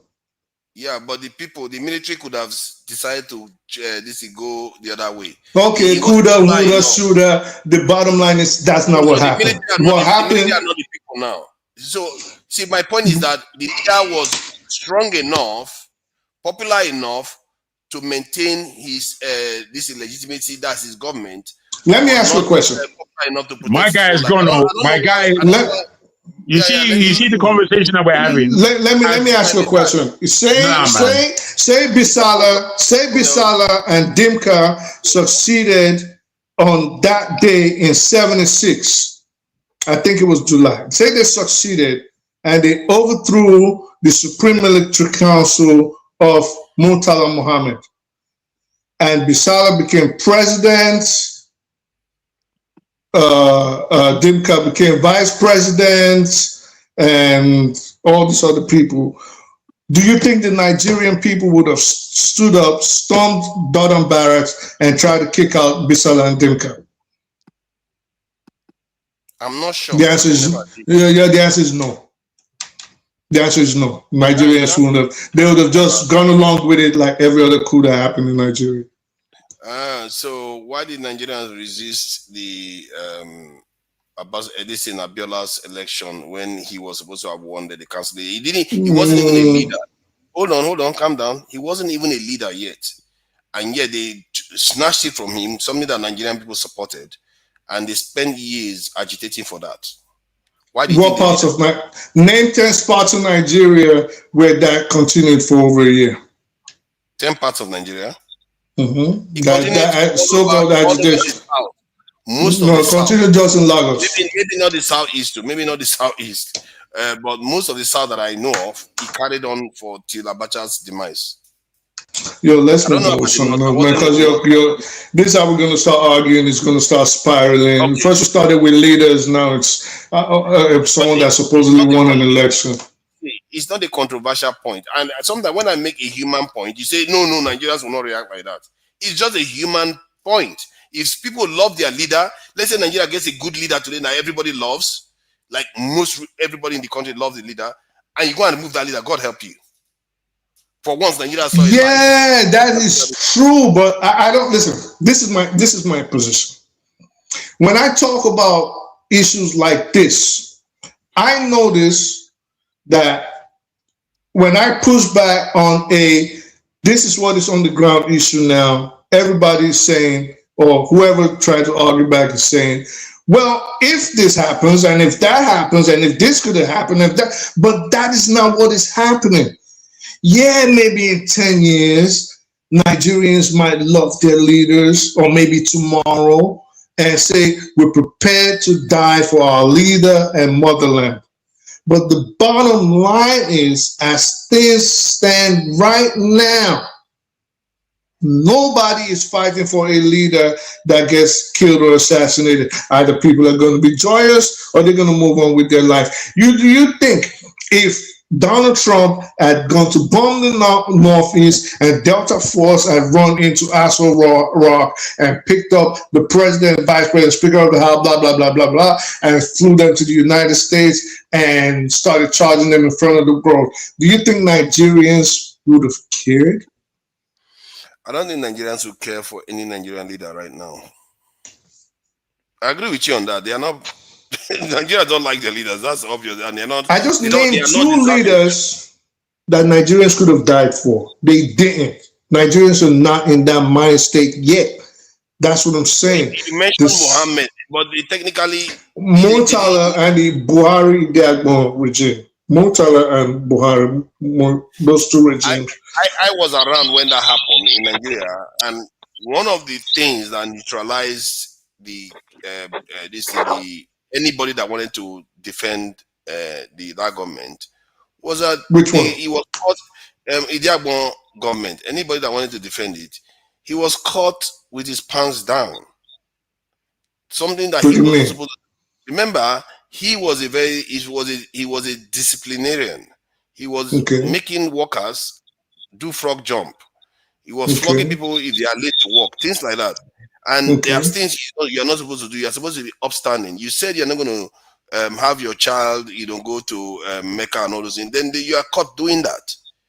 During but again, forefathers, how important do you think that incident was? Do you think if that incident never happened, this is why I'm asking you this. Do you think if that Hajj incident never happened, where he took his young underage son to the Middle East for Hajj, if it never, let's pretend it never happened, do you think that Nigerians would have stood up against the Babangida coup of 85? On balance, probably not. I think I will give so that what are we arguing? You should stop. But the if point you ask me, look at you that. should change the subject and move. Bros, honestly. No, it's a back and forth at school. Wait. Let me say something, because I know you guys like to monopolize. You guys like to monopolize. You think we had one of our guys go because he didn't see any consciousness in this. We need to be more inviting. We can't. It's good for two people to go back and forth, no problem. But sometimes the whole conversation just gets misled. I don't even know where we are now. That's what you guys have done. Let's track back, because let's track back. See, American coming to Nigeria, bad idea. French people coming to Nigeria, bad idea. The reason why is not inherently because they are inherently evil in terms of they are going to do evil things to us. Is because we as a people are not ready to deal with them on a level that benefits us. I disagree with you. Themselves, but our people themselves are very. Let me just say this, profiling. Because sorry, brother, because we have to try and be accurate for our audience. The Americans coming in to Nigeria is inviting the devil to eat dinner. Now, I don't mean to be alarmist and call the Americans the devil, but that's what they are. Their antecedents suggest this. The Epstein files has come out, and you're telling me that we don't have devils in our midst. It doesn't add up.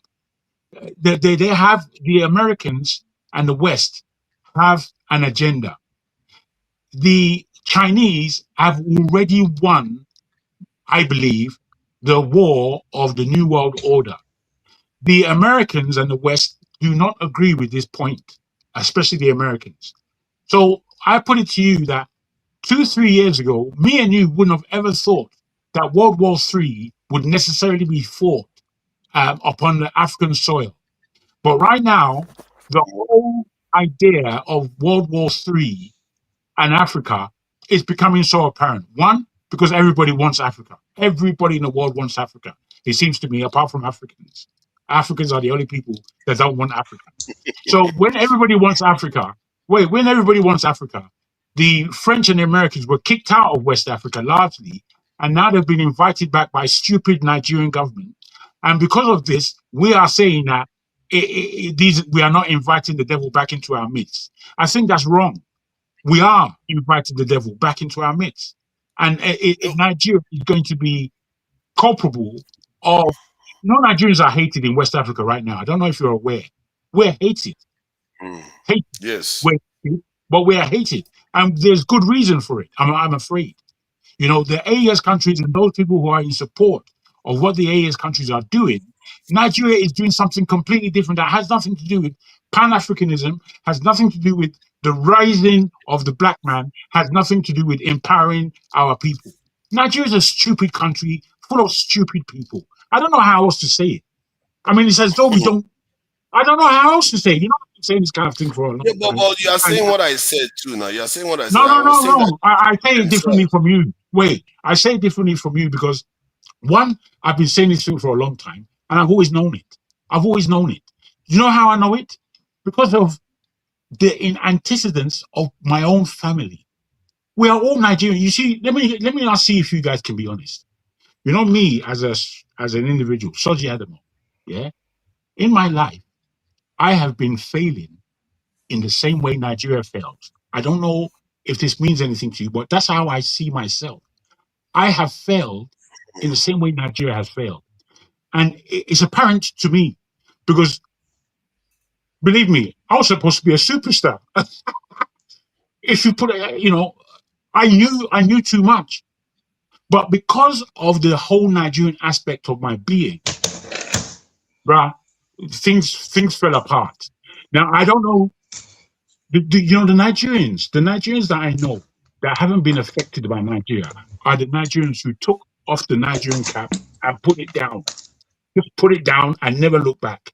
Those are the Nigerians that I know that have done well in this country. But in their soul, they're not happiest. Now, I don't know if this is a deep thing for you guys, whereby, you know, looking at our people, you know, our people outside of Nigeria are the people that represent Nigeria the best. They represent Nigeria the best. Imagine, the best representation of Nigeria should come from inside Nigeria. That's where it should be. That's where we should have a base. But we don't have a base there. Our base is as far away from Nigeria as we can get. That's where the gravitas of Nigeria is seen. It's not seen in Nigeria because it's not allowed to be seen. And this is the factor that I feel that we fail to admit or acknowledge. Now, when I talk about my failure, I've been all over the place. I've been all over the world. I know what I needed to do. I know what I can do. But there is something within me as a Nigerian, somebody who loves the fact that we are Nigerians, the fact that we have a country full of nous, history, and all kinds of things that are positive. We go with this. I travel with this. But there is still, I don't know if it's self-destruction, but what I equate it to is a way of not being able to pronounce things as the truth. We make excuses for ourselves. We lie. We cajole. All these are the practicalities that make us fail. And I'm afraid we all have it, but I wonder who can admit it. I wonder who can admit. I think to an extent you have a point, especially when you use the term that just as Nigeria is failing, you are failing. You know, you can't always escape your ties and your origins. Your fate is often bound together.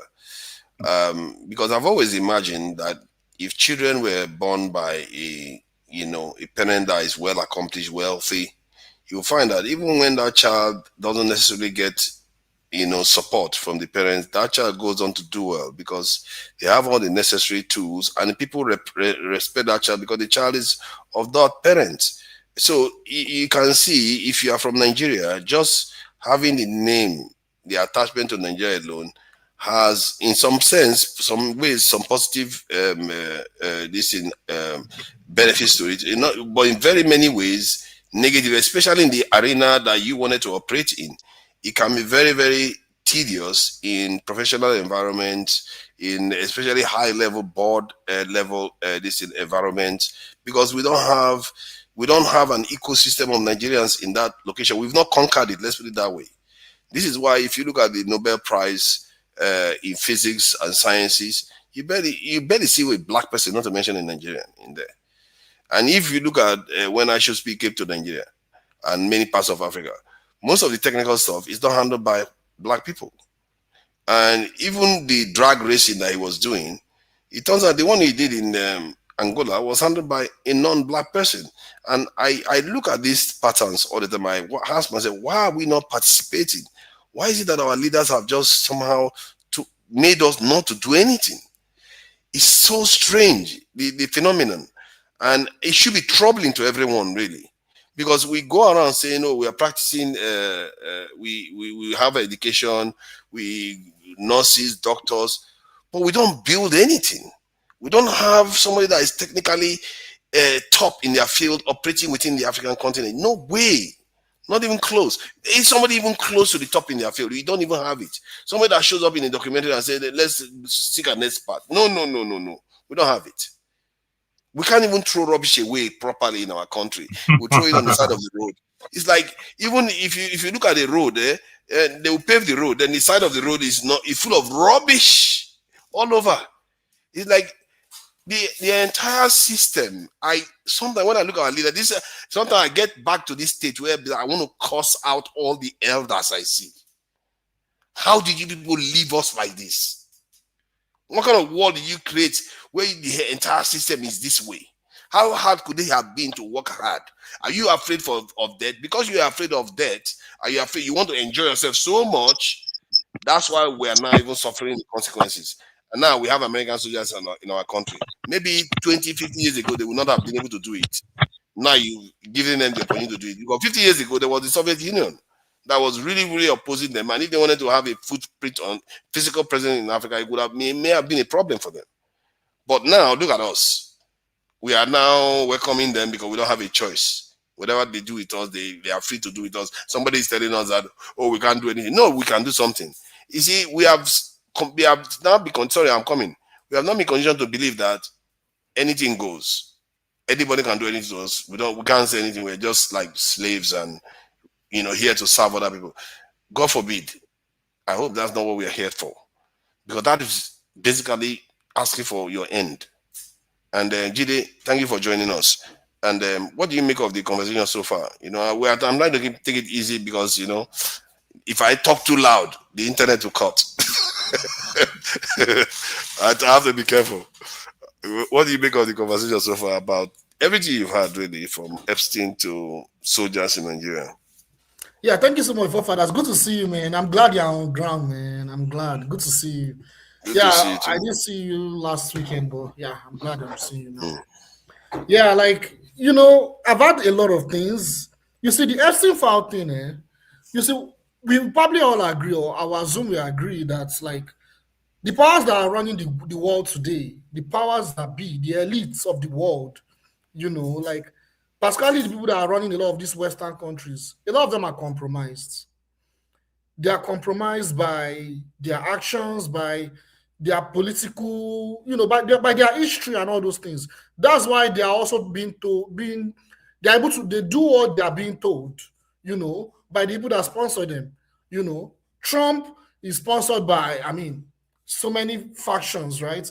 Peter Thiel, what's the name? Adelson, all these powerful elites, and he has to do what he's being told because he has been compromised. That's my first position about the Epstein files.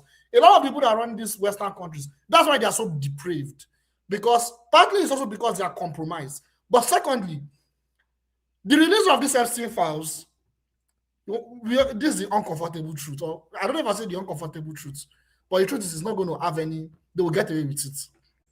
That's why it is out. The fact that it is out and it is released, nothing is going to change for the elites. For Trump, for what's the name of the guy in the UK, Starmer, all these guys, all of them, nothing is going to change for them, to be honest. Because, like I said, it's not going to shake the powerful architecture that is running the West. The Western, the elites, the powers that be, the Rothschilds. I'm talking about the Rothschilds, the BlackRock, the asset managers of this world. Like, it does not impact them. That's why they can release it. Because for them to release and people to see it, it will have to impact them. Even though we can see what is going on, it will have to impact them for them to not want to afford it to be released like that. That's my position on it. Like, it's not going to impact. Like, we will not. The thing is, we probably also agree that the West. Yeah, but don't you think that maybe they don't, since, okay, let's put it this way, because I've always wondered, why is it that Epstein was even arrested and brought forward in the first place if they are this powerful? I've always wondered that, is it deliberately that they wanted to release this information for whatever reason they are looking to do it? They want to use it to reset the system? We don't know. However, it could also be because the victims started coming out and there were too many of them and there were too many people to be able to plug, and they couldn't plug it, and it got out of control. I'm hoping that the latter is the correct incident that occurred. They couldn't control the narrative on that one, and if that is the case, one thing that I suspect may change. It may not. Let's say 70%. You are right, but something that may change is the Israeli influence. That may change. Do you think Epstein is dead? Wow, that's a big one. I'm not 100% certain. Honestly, man. That's the breakdown. You see, what we are not understanding or appreciating is that the world is written. It's a playbook. We are all actors within it. And those who are writing the script are the reason why information comes out at the time it comes out. Yes. So the prescription of the death of Epstein and the incarceration of Maxwell, it suggests to you some kind of normality of justice. Some kind. We know that's not justice at all, but that's what it's telling us, that there's justice. I'm telling you that this guy is walking around whole-bodied. He's walking around, Epstein I'm talking about, he's alive because he's an asset and he did all of this over many years. Do you think that they will just kill him and not reward him? Bruh, we are pretenders. A lot of the time when we talk, we speak as though we are really understanding what's running. We're not. No, of course. I don't. Yeah, but I don't. They've been known to assassinate people too, like Ghislaine Maxwell's. I'm not saying that. Yeah, because he made errors. He made errors. He didn't do a wonderful job like Epstein did. Epstein did a wonderful job for them. No, I think he did a wonderful job. I think they said he threatened them that if they don't give him a certain amount of money, he was going to spill some beans. And then he spilled. So that's what happened. That's Ghislaine Maxwell's dad, by the way. So yeah, they could feel like, okay, this is too much. We don't even need it anymore. Maxwell is in jail right now, right? She's in jail. She's in a nice prison. Nice, very nice prison. I still feel there's more information that we do not know about than what we know. Of course. We don't know shit. Yeah. Let me ask a question. Let me ask a question on the outskirts of something that people don't cover a lot that seems to have emerged from the document. What is this thing about some kind of extra humans or superhuman abilities that they seem to be nurturing? What is that all about? Do you know anything about it, Jide or Jagu? Yeah, taking me back to my background knowledge of European history. Oh my God, it's been a while I learned about European history, man. Pre-Christianity European history.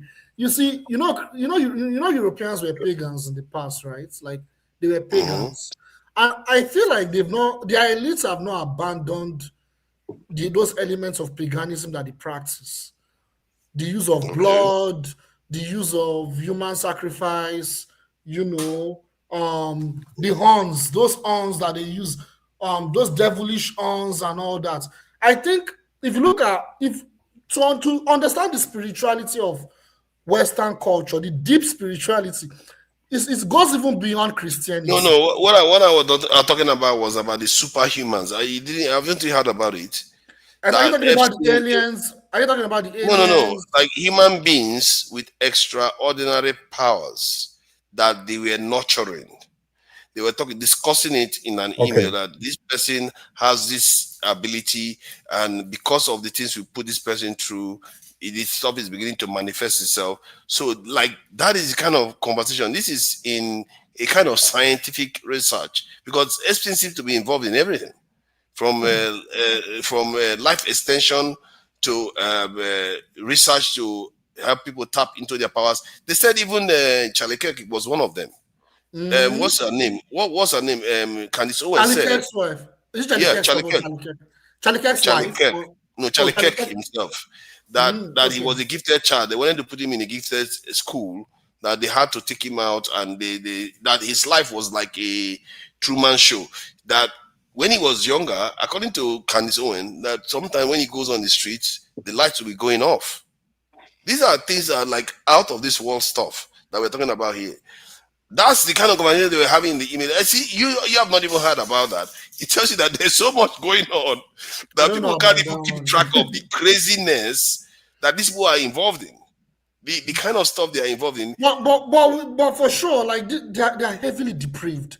For them to be, for crying out loud, for people that have so much power to be committing genocide of children, you should know that those people are heavily depraved. They are heavily. The way they look at it is that the way they look wait, if I may. Sorry, forefather. Jide, when you say heavily depraved, what do you mean? And I want to have a quick exchange on this. Like, they are so inhuman. They are so brutal. They are so, like, they do not have any conscience. They don't have any soul. Like, they don't have any conscience. Okay. Like, very good. What I mean by being depraved. Now, like, what does that sound like to you when you speak like that? What does it sound like? It sounds like the way I see them, or yes. the way I see them. I see them like they don't even see us as human beings. Or it's almost like they don't see us as people that desire to live. Okay, very good. Very good. Now, I stopped you because of the word depraved. All you need to do is to understand what's going on. By the time you use words like depraved and people seeing other people as not being human or being subhuman, then you have to understand that there is supremacy going on. And within that supremacy, you have to understand that there is a father of that supremacy. And the father of that supremacy is in contact with those who would do his bidding. Now, this is why I think we have to understand how we speak, because it would fine-tune our minds to know, one, which sides we take, and two, what's really going on. Because we like to mash everything together and make it so confusing that it becomes so complicated we can't think. Words like depraved are accurate, but they're not letting you know what you're saying. What you're actually saying is that there is a devil, there is a hatred, there is an oppression going on. You have to understand where that's coming from. This is why I have to underline, we're not engaging our spirit in what our mind is telling us. We're not engaging our spirit in our movements, in our physiology. We're just speaking as though our mind and our physicality would say and tell us all. No, you need to engage your spirit to understand that when you use words like depraved, you are pointing a finger. Do you know where you're pointing that finger to? I'm not saying that you're inaccurate. I'm saying you have to know where you're pointing the finger. You can't just be saying these words and not understanding your meaning. So I don't speak without my spirit. Let me just tell you that for real. I do not utter any word without engaging my spirit. I don't, because I know the war. Can I like be the devil's advocate here? Because, this is going to be hard because these people eat children. But still, let me try. Exactly. Exactly. Let me try. This is the most difficult devil's It's advocate not I've easy ever at done. all, bro. So these leaders, we say they are responsible for genocide and all the rest. They are also responsible for the technological rise of the world that has kept 8 billion people alive today. They are also responsible for the innovation of AI that might actually lead us to a point whereby we don't even need to work anymore. So if you look at Stalin, that has taken in excess of 50 million lives, one way or the other, through wars, through reforms and dictatorship, brutality, and he's still being honored for doing that. And these people are said, allegedly. Now, let me disclose, allegedly, all the statements I made earlier on, let's, what do they call it? Let's put allegedly before all of them, just in case they want to come after me. So they are eating children. So, but it's not 50 million children. You know, you see, the point is they are bad, but they are not Stalin bad. You see my point? So that is the case I make here. And you have to also see from their point of view, there is also this ideology that I discovered that they seem to have. They believe in a world government. Mhm. And they believe that during the time of Nimrod, if I'm not mistaken, I was building the Tower of Yeah. Babel. Yeah. There was a kind of one world government then, but it was shattered by the creator. And the creator said everybody scatter all over the world, speak different languages. That Nimrod guy, I think it was Nimrod, I take it. Yes, His yes. name, he's the one that went on, he's the one that they call Baal. He's the one that they call Baal. And that is where their own worship of Baal comes from, because they believe in a world government. And the same thing with the Illuminati, by the way. The Illuminati, they are like people that are against religion, because they believe that religion doesn't actually search for the real truths and knowing what is true. Basically, the Illuminatis are the founders, you can call them the founders of the scientific method of ascertaining truths. So that is how they emerge. So that is their kind of way of looking at the world. So you might see, and the rituals that they are doing is in a way to bind them together, in a way to control them. On top of all that, there is also the Zionist angle and the Jewish angle, which is also spelled out in a way they're calling every other person that is not Jewish going, or whatever. I don't know what Yes, the term yes. is. Yeah, That's and they right. said those people are meant to serve them. That's That right. we are nobody, we are just there to serve them. They can use us for whatever they like. So this is the circle of, when you look at all the negatives that come with them, it's a supremacist ideology that sees us as further. At the same time, it's a supremacist ideology. The people that are responsible for these things are also responsible for giving us the world that we have today. I wouldn't say they are totally responsible, because it's like I'm giving them the credit for it. Point is Yeah. that they are the helms of affairs when we have the world that we have today. So that, if I'm gonna submit, is that Yeah. they have given more than they have taken. No, I disagree. And Okay. I like the fact that you have some understanding of the machinations and the individual spiritualities or institutions that lead into the leadership of the world and the one world government as we have it. And I like the fact historically you spoke of Nimrod. These things let us know a lot of things. Let me put it this way. Firstly, in terms of Nimrod, you know the Yorubas are Lamurudu. That's Nimrod. Yes. Namurudu. That's Nimrod. If you know or don't. Now, another thing you should know, Africa, we have the most languages in the world. Full stop. So that tells you that the Tower of Babel was more significant upon the African continent than anywhere else, if you have any understanding of Nimrod and who he was, what he did. Now, given this, we look at Egypt and what was taken from Egypt. And when I say Egypt, I have to include the Israelites, because they have a they have a culture that has a lot of crossover between them. Philistine, the not Philistine. I forgot their term. The people that they call what's their name?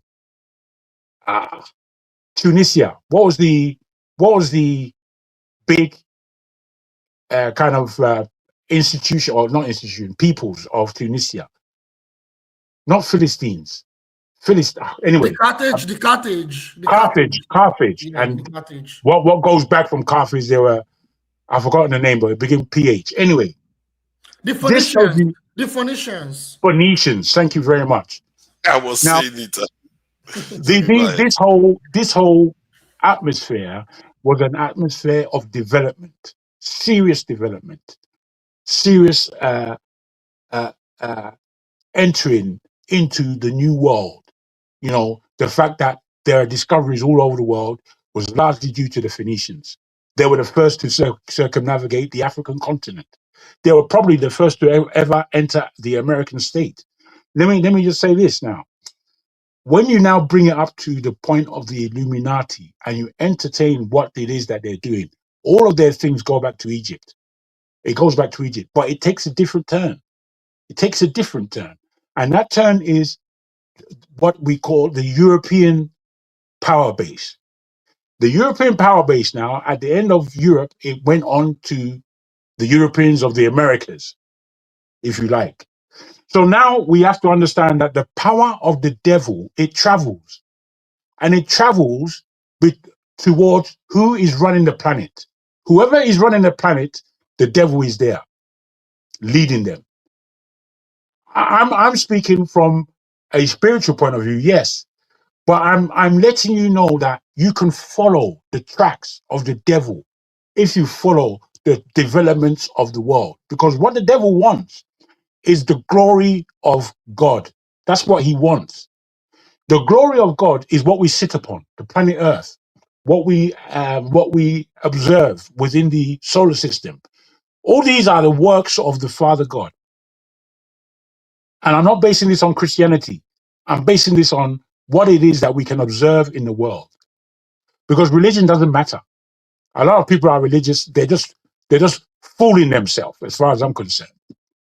It's only God and the devil that we need to have understanding of what's going on in this world. The fact that we pray 10 times a day and all that bullshit doesn't matter. What matters is how God is moving and how the devil is moving. And therefore, who amongst the human beings is following who. I'll just end it there and invite you guys to see where Yeah, we. Jide, yeah, that's true. For a moment, I was beginning to think that you have now found Christ as your Lord and personal Savior. But you know, maybe It there won't will be a be a bad day. thing. There will be a day that might happen. Who knows? So, but Jide, what do you make of it? Because these people, is there a second, a different way of looking at them? Is that why people are not reacting the way you expected to react? Maybe they subconsciously we understand that they are evil, but Stalin was forgiven. He caused the death of millions. So what is going on here? When you say forgiven, what do you mean, sir? Yeah, he was forgiven in the sense that he's honored as a hero in his nation. Even if he caused the death of millions of people in that country. His endless legacy overshadowed some of the atrocities, yeah, was acclaimed for. But the thing is, this is very complicated. It's very, very complicated. You see, I don't want to go through a rabbit hole, but we need to understand that we in the West, particularly we that are in the US, even in Western Europe too, or Europe, we are going through a huge, heavy psychological warfare. And what I mean by psychological warfare, I'm talking about like the media, the information space, the culture, the environment. All these things are used to bamboozle the regular people in the West. So they're going through a psychological warfare, and that psychological warfare, it comes in different forms. Like the distraction between the liberals and the conservatives, the fact that like we are entrenched in this capitalist system. It's very hard for a revolution to happen in the West. Unlike a country like Nigeria, where organically, if the people are willing, there can be a revolution in Nigeria. If the people are willing. Yeah, it's just more difficult because of the heavy psychological warfare that the people of the US or the West generally are facing. I do not know how to explain it, but psychological warfare is a huge term. The spirituality part of it, the spirituality side is part of it. But to put it in the easiest term, the people of this part of the world are heavily socially engineered. They are heavily socially engineered you understand, like, that's why they cannot see between the left and the right. I'm talking about between the liberals and the conservatives. And at the same time, it's like they also entrenched this system that it's so difficult to get away from it. The high level of consumerism itself is just difficult to get away from it. The high level of consumerism is unmatched compared to other parts of the world. That's part of it. So it's just so complicated. Even the culture, the individualistic culture, so all these factors, it plays a role. Like, I'll give an example. Even Black people, they are the voice of oppression against oppression. The Black people in America, for crying out loud. How were they able to curb them? They were able to curb them through integration into the white liberal space or the Christian conservative space. They were able to absorb them. Now you have the FBA. The FBA is, I'm going into a rabbit hole here. But the point I'm making is the people of those countries, they are going through a huge psychological warfare that is so deep that I don't even want to go into. But you see, you are trying to say that that's the reason why they are not tearing their leaders up. Believe me, there will be a time that will come. I feel like America is in a crosshair. Just as they are putting other people in the crosshairs, they are in crosshair. And I don't understand why. That's why I disagree with this guy where he said we don't have a choice. We have a choice. We have a choice. I need to talk about it. Oh, I'm glad that you talk about that thing about. I'm glad you mentioned it. I don't know. Someone was talking about the fact that Nigeria as a country do not have a choice. They do not have alternative. That is bullshit. Excuse my language. We have many choices. We have multiple choices. It is our government that chose what? They chose to have alliance with US, Turkey, and all those Western NATO-backed countries that do not serve our interests. For crying out loud, the choice is there. The choice is there. There are some I think the way it looks at it is that if we do that, they will come and attack us, and it will be the end of the day. And it's because you are. I did say that our people are not ready to make this necessary sacrifice for it. But if you have a good leader, and Nigeria is a very, very fickle country. Yeah, in so many ways we don't have defensive infrastructure to fight any major conflict. But we are also one strange country that has been built in such a way that when you look at Nigeria, they're like, how do we disable this country? Because how many targets will you have? Because I remember they were talking about the Iran war, that was it America or Israel? One of them ran out of targets to target in Iran, in the sense that if they start looking to hit every single target that they have in Iran, they will lose a lot of missiles, and they couldn't sustain it for a very long time. So that was one of the problems. Can you imagine Nigeria if Iran is like that? Nigeria is like, how many power stations are you going to destroy? If you destroy power stations, people carry on with their lives. You will have to bomb each house one by one. It depends on their intention. Right now, Gaza is completely decimated. Yet still, they're bombing that place because people are alive. What's going on in Gaza is a genocide. So if they're going to operate, it depends what their focus is. Their focus right now. Their focus right now is not to. To be fair, generally, militaries want to disable many of the state infrastructure. Can I respond to that? The problem with Nigeria is that the state infrastructure is detached from the. Can I respond to that? Number one, Gaza is not a state. Like, it's not a state that has a formidable military. A state-controlled, like Gaza is an open space. That's not the reason. That's not the reason. No, I mean, they can't bomb Gaza like that. They can't bomb Iran like that. For them to bomb Iran like that is they don't have enough. I mean, they don't have enough bombs to do you that. see what I'm saying, right? You see what I'm saying? Like, they can't bomb Iran. Even Nigeria, they can't bomb Nigeria like that. I think they say Iran is 70-something times bigger than Gaza. That is, you don't have enough bombs to bomb. I mean, Iran. even Nigeria, like, because these are states. These are states. Like, they are states. They have their own military. In Gaza, you have militias. They are militias. They are just on the ground militias that are fighting. They are resisting an oppressive regime, an oppressive state. That's not a kind of war that you equate with two states that are fighting each other. That's number one. Number two is my political position has always been the same. We need to be in a state of war for us to really, really, really prosper. That has always been my position. I feel like I'm beginning to. You see, I call it a catalytic event. I don't know whether it has to be a war. You see? Let's invite the newcomer, if we may. No, please, because it's not good just to have somebody else talking with. Look at that. It's already pandering now. Come on, guys. You're supposed to do that job. You're supposed to do that job.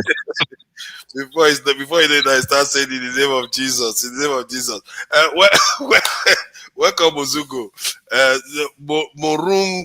Morungaru. That's an interesting word. So that sounds Kenyan. Sounds East African. Seriously, this week I've been a little bit traumatized. I hate to use that term because it's been abused so much, but it's made me a little bit troubled. Some of the things I've heard this week, especially from the Epstein file, from superhuman abilities to things that practices, rituals that are outside the realm of human. Sorry, let me just explain it to him. Rituals that are outside the realm of our knowledge, where they can, get you to bleed without leaving a scar, that kind of situation. And then you have a situation whereby they are, munching on babies and talking about how they taste, like you can't, there are too many things there. And I felt like this is weird, man. This is out of this world weird. And how people, I think maybe a lot of people are feeling the way I feel, because if this can get to me and I've seen things, I don't know, man. I don't know what you make of it. I don't know what Americans are going to do, but sooner or later there will be a reckoning for what people are just saying. No, they're going to put this. No, this is different. This is not John F. Kennedy. This. I'm not even sure this has ever happened in Western history. Oh, don't be silly.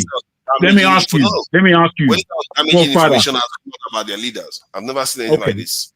Do you think, forefather, and anyone here, do you think that you've ever eaten a human body, given what you know now? Ew. God forbid. If I see it, I will run. You see, this kind of. Have you guys ever eaten McDonald's?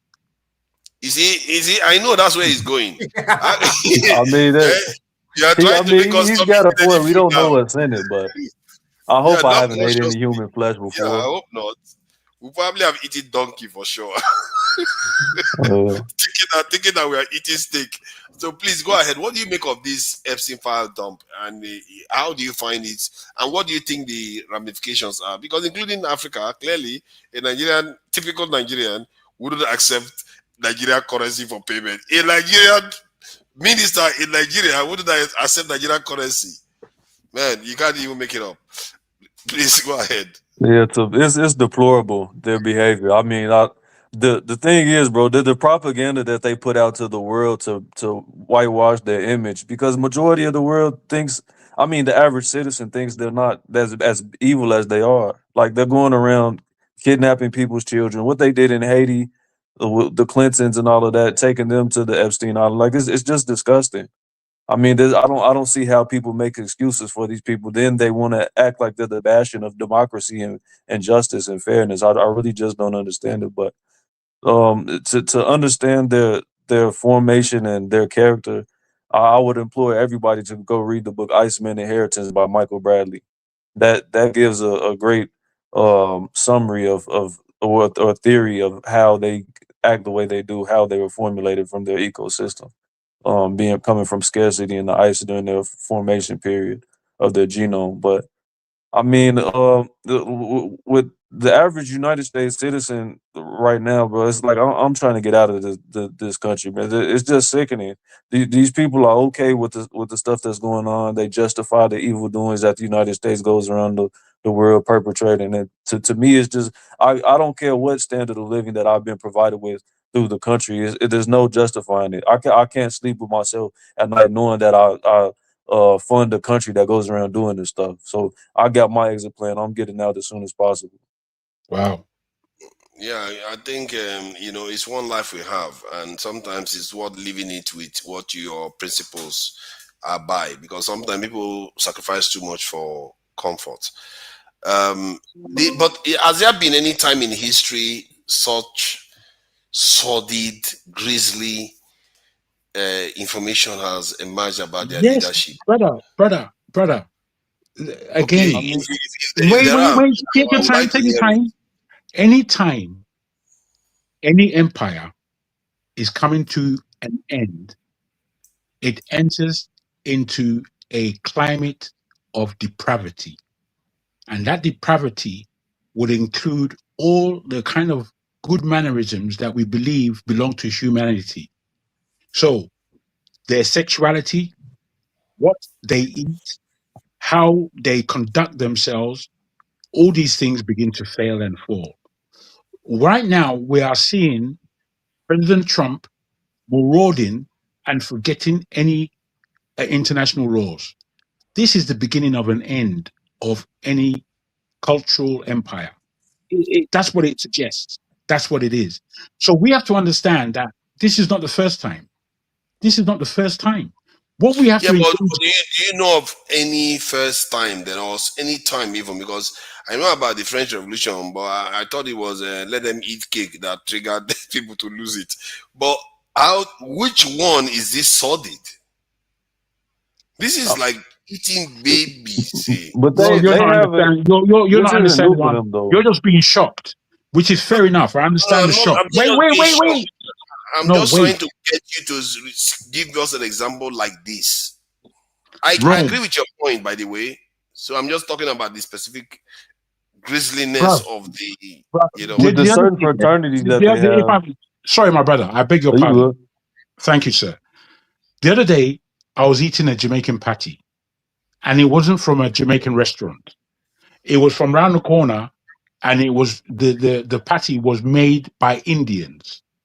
So as I was eating it, and these Epstein file news was coming on, I opened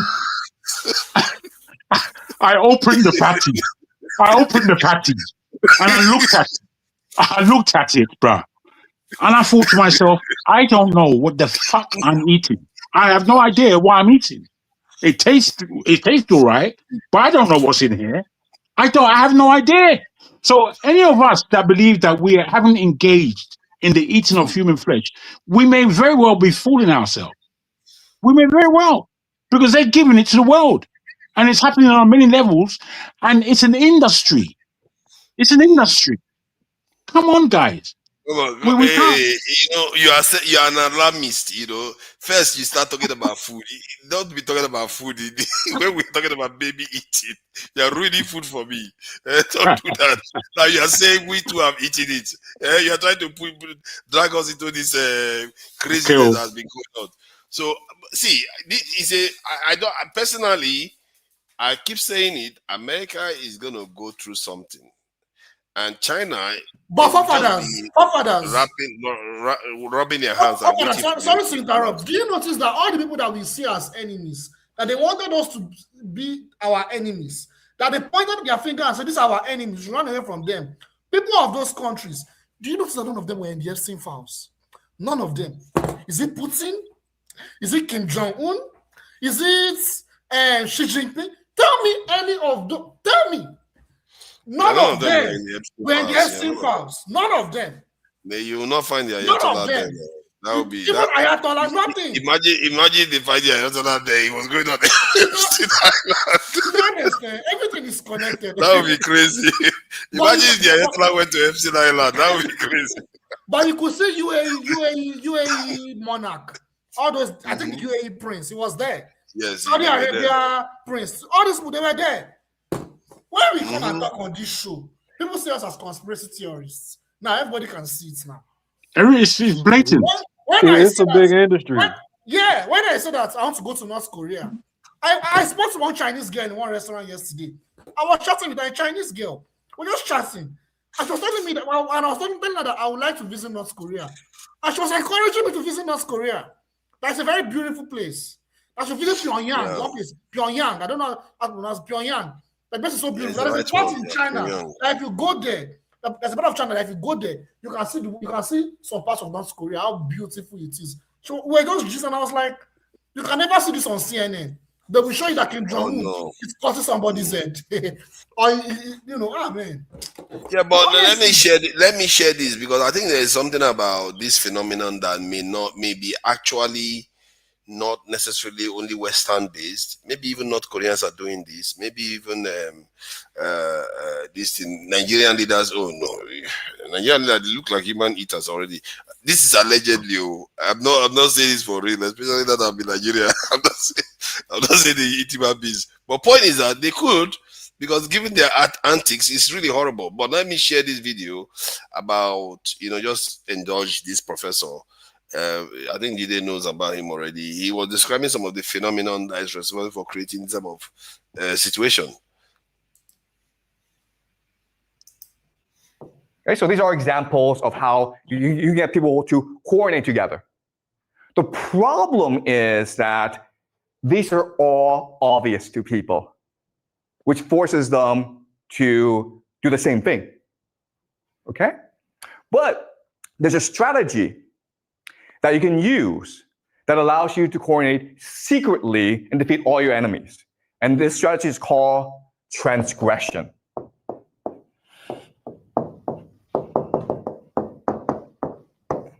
Transgression.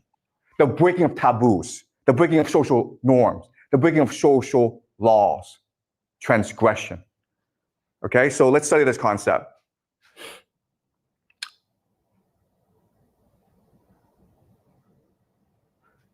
All right, so the idea is that, the theory is that the greater you transgress, okay? This is the level of transgression. The greater your cohesion, which leads to synchronicity. Okay, that's a theory I want to propose to you. All right? So transgression, I mean, it's a very simple idea. You're breaking the rules, right? You're cheating. And therefore, everyone wants to put you in prison. Which means that the only way that you can survive is if you keep the secret among your group, right? Which forces cohesion. Does that make sense? All right? And we see this in all aspects of society, right? So the most basic form of transgression is just joking or pranking, right? So for example, you guys, 6 of you, decide, you know what, we're gonna play a joke on the school. We're going to cover all the rooms with toilet paper. It's a joke, it's a prank. But obviously, you don't wanna get caught because the school will punish you.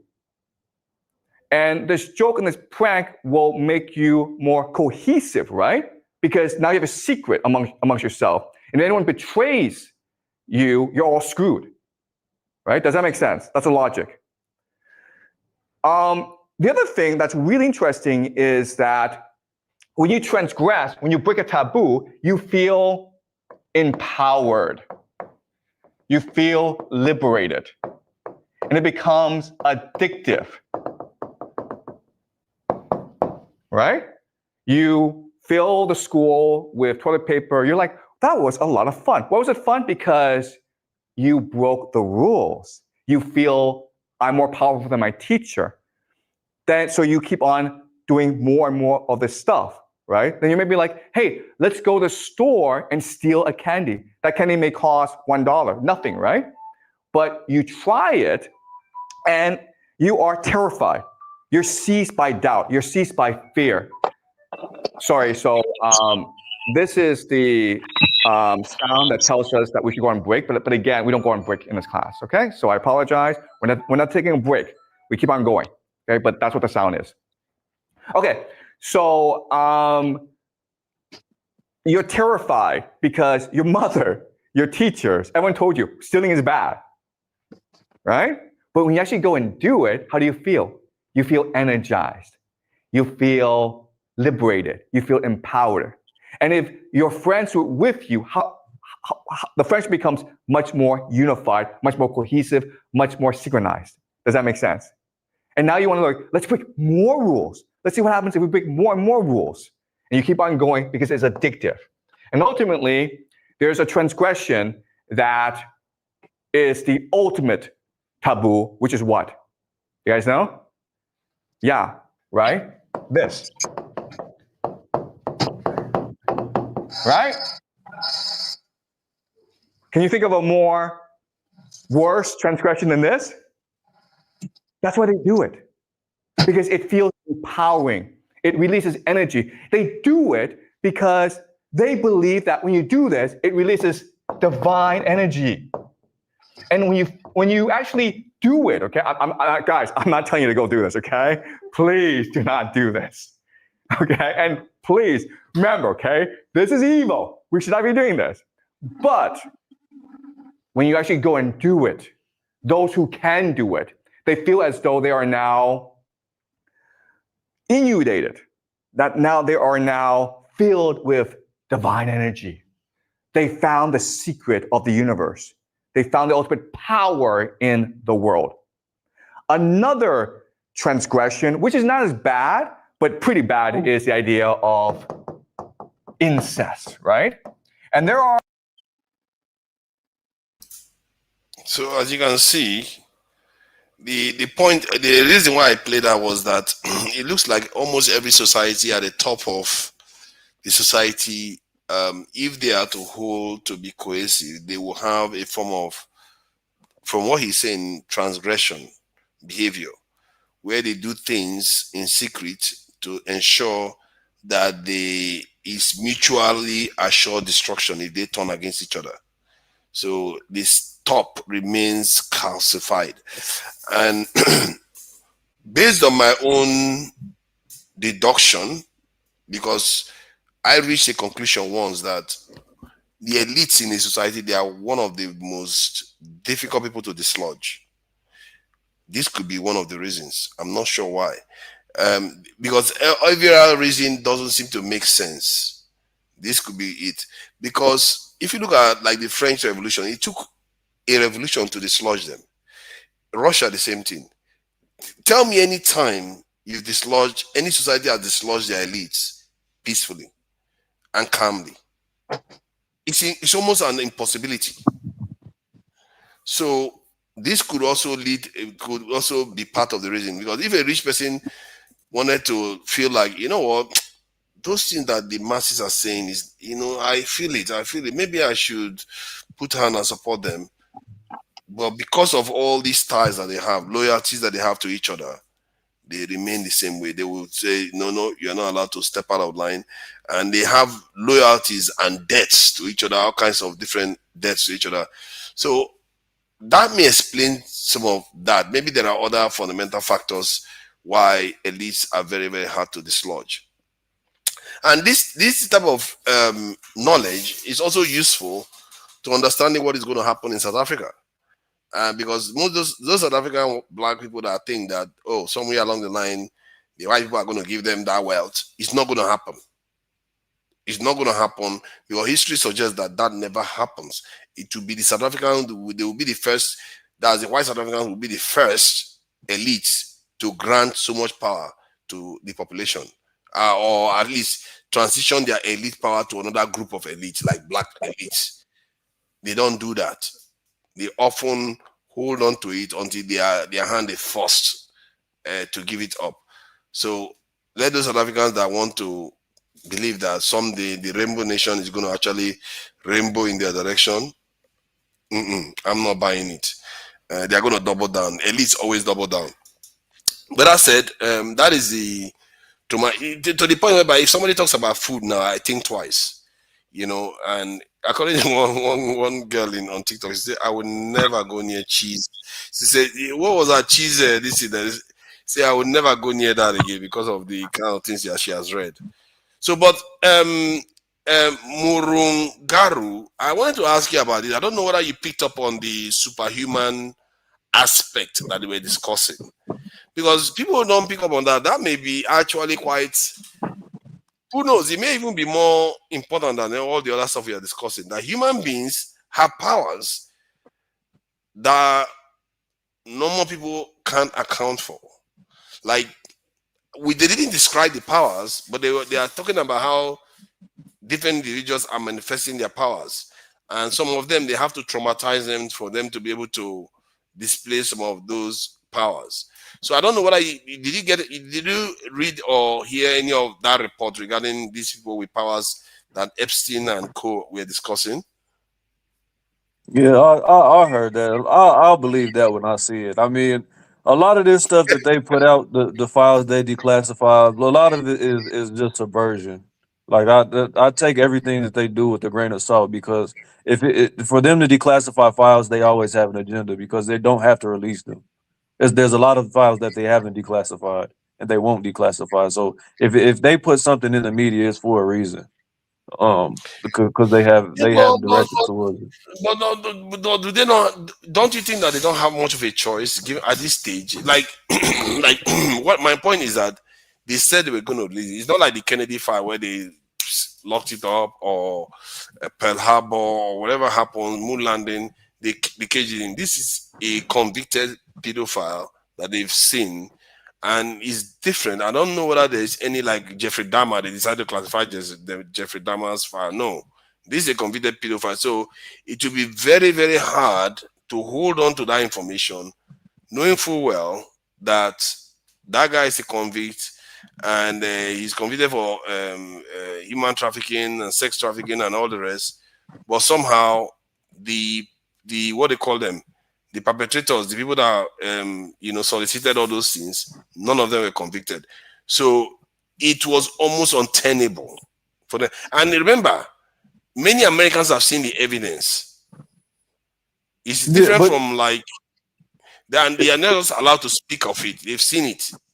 Yeah, but it's not the first time. Like if you go look at more CIA files, they had what's an initiative that it was trying to find like people that have telepathy, and then they had a file that they were actually gaining headway, but then some years later the file it was shown that the study was inconclusive, and that the people didn't have any type of power or telepathy. So to me, bro, when it comes to them disseminating information, you got to take it with a grain of salt. I don't believe that humans have the capability to have any superpowers. I'll believe that when I see it. Like I said, I don't think that's yeah.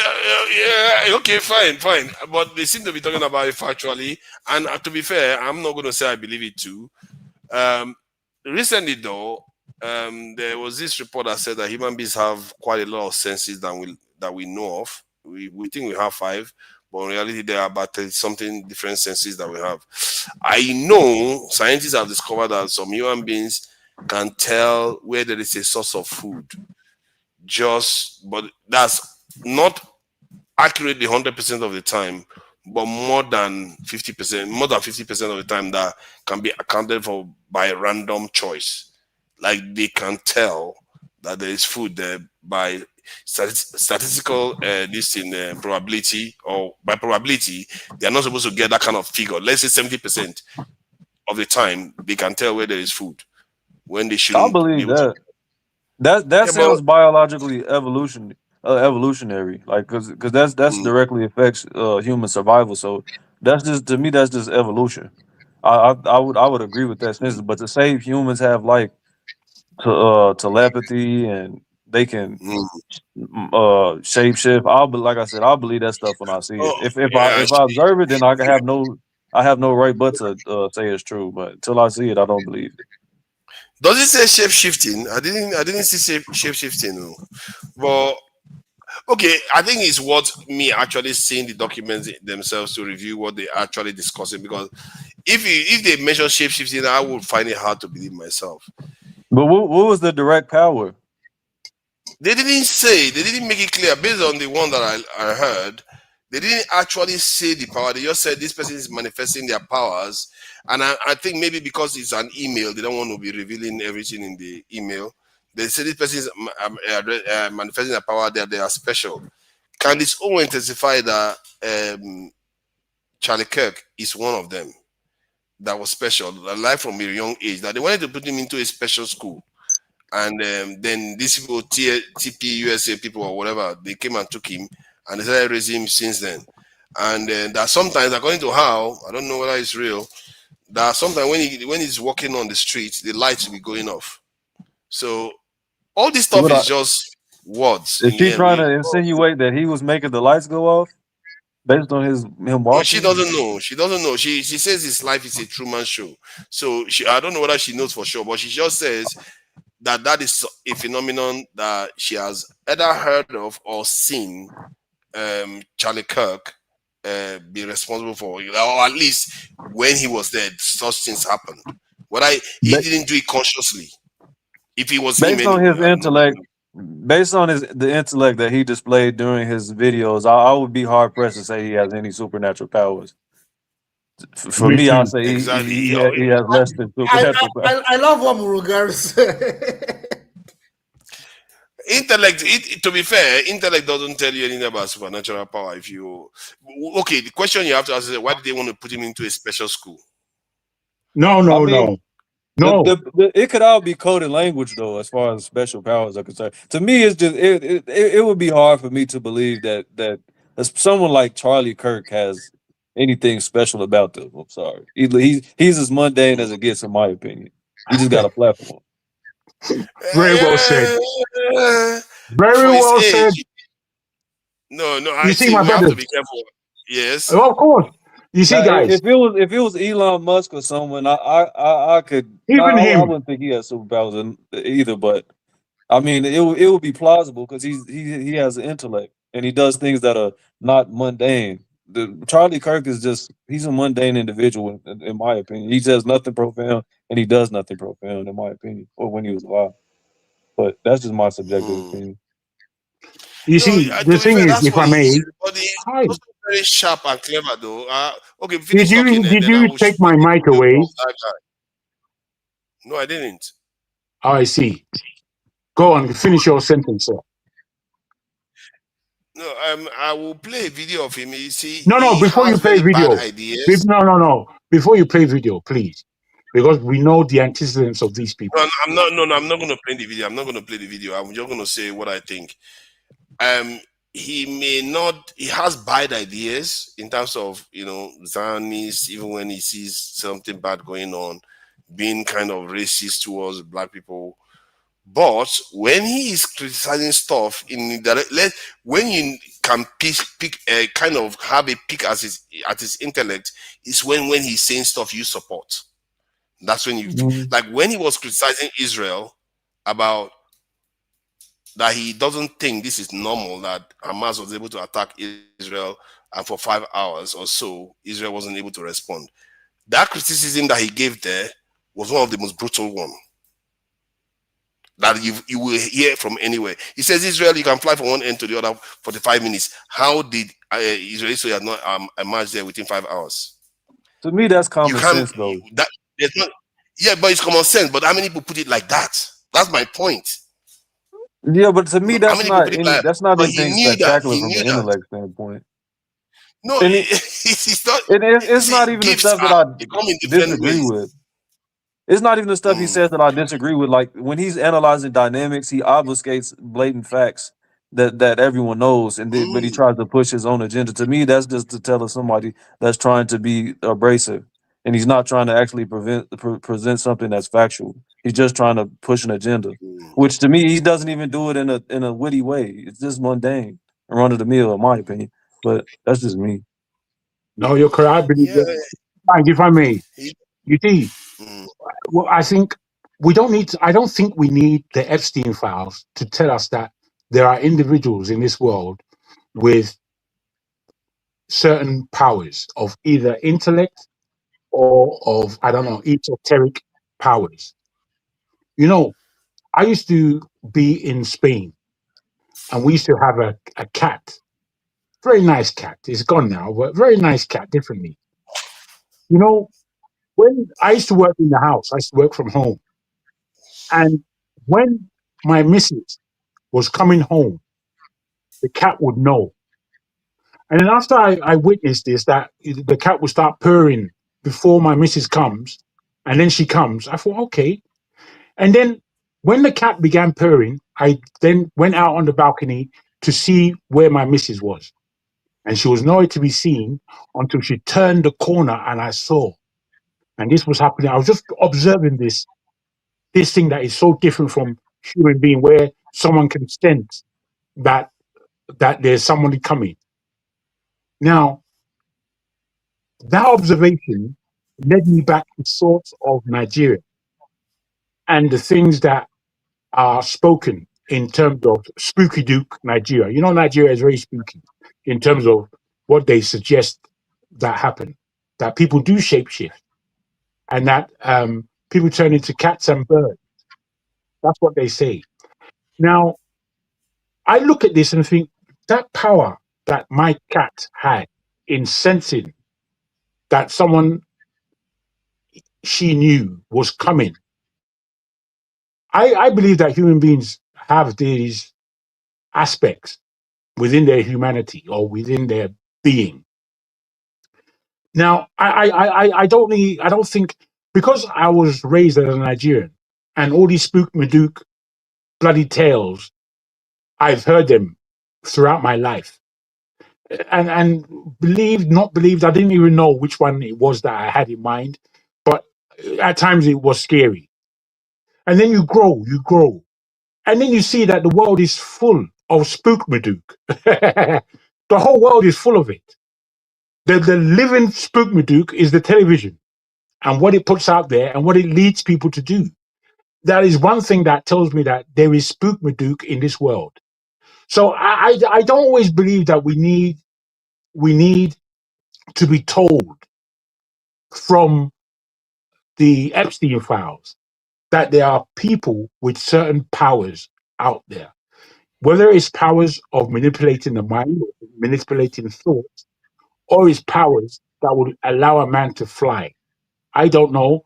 I've never seen it in myself in any human being. However, it doesn't take me away from when I think about what I think in my own mind and how far my own mind can take me. Sometimes my mind will take me places. I'm not directing it there. I'm not directing it to all these places. It's just wandering. And within my wandering, I'm thinking, my goodness, what are you thinking about? Now, if these things can come into mind, I believe that they can happen. That's my position. Okay. I also am of the opinion that, yeah, go ahead. This is going to be a little bit off topic. I really want us to talk about Cuba and Cuba and Iran. What is actually going on right now with Cuba? Okay, we are just going to touch on that because we are going to be rounding up in a couple of minutes. Let's give it 5-10 minutes. Honestly, like Iran. Yeah, this Iran war. The Iran war wouldn't be happening if that hippie Ayatollah wasn't putting that fatwa. He's hippie. Nobody ever, I discovered that he was hippie. I thought he was some kind of ferocious lion and everything. Only for you to come across as hippie. I can't believe it. Because if it wasn't like that, by now they would have gone nuclear and all these cases will close. They will become the North Korea of the Middle East. Nobody disturbs and then just leave them to their own vices. But his fatwa did not stop them from producing a nuclear weapon. He says they should not do it. That's a fatwa. No, that's not my point. No, that's not. I didn't say it wasn't his fatwa. I said his fatwa did not stop Iran from achieving the nuclear weapon. So regardless of the fatwa, Iran has still, regardless of the fatwa, I'm trying to say there has been no effect on whether the fatwa it stopped Iran from having a nuclear weapon. He made a fatwa, fine. Yes, true. But this is my point. other factors, for example, the sanctions, the constant bombings, the damage of the Iranian economy have done more to stop Iran from achieving its aim of being a nuclear power than the fatwa. The fatwa did not stop Iran from enriching uranium. It didn't. So I don't know why this show keeps bringing up the fatwa. Enriching uranium is not nuclear weapons.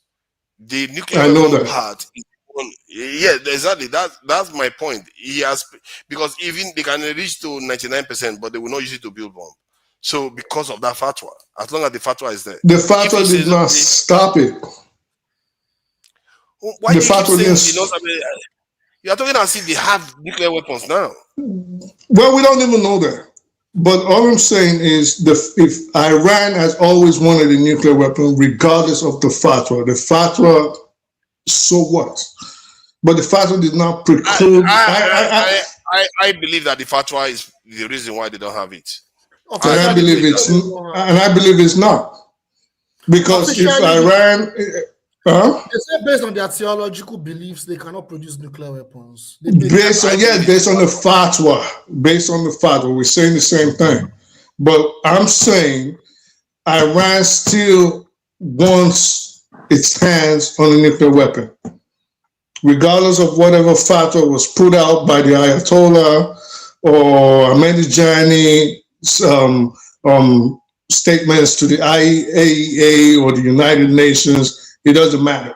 Iran today wants a nuclear weapon. If Iran had its hand on nuclear technology right now, or had its hands on technology that could place bombs on a warhead that could travel intercontinentally or even 5,000 miles away, you think Iran would say, well, the Ayatollah made a fatwa, we don't want the bomb?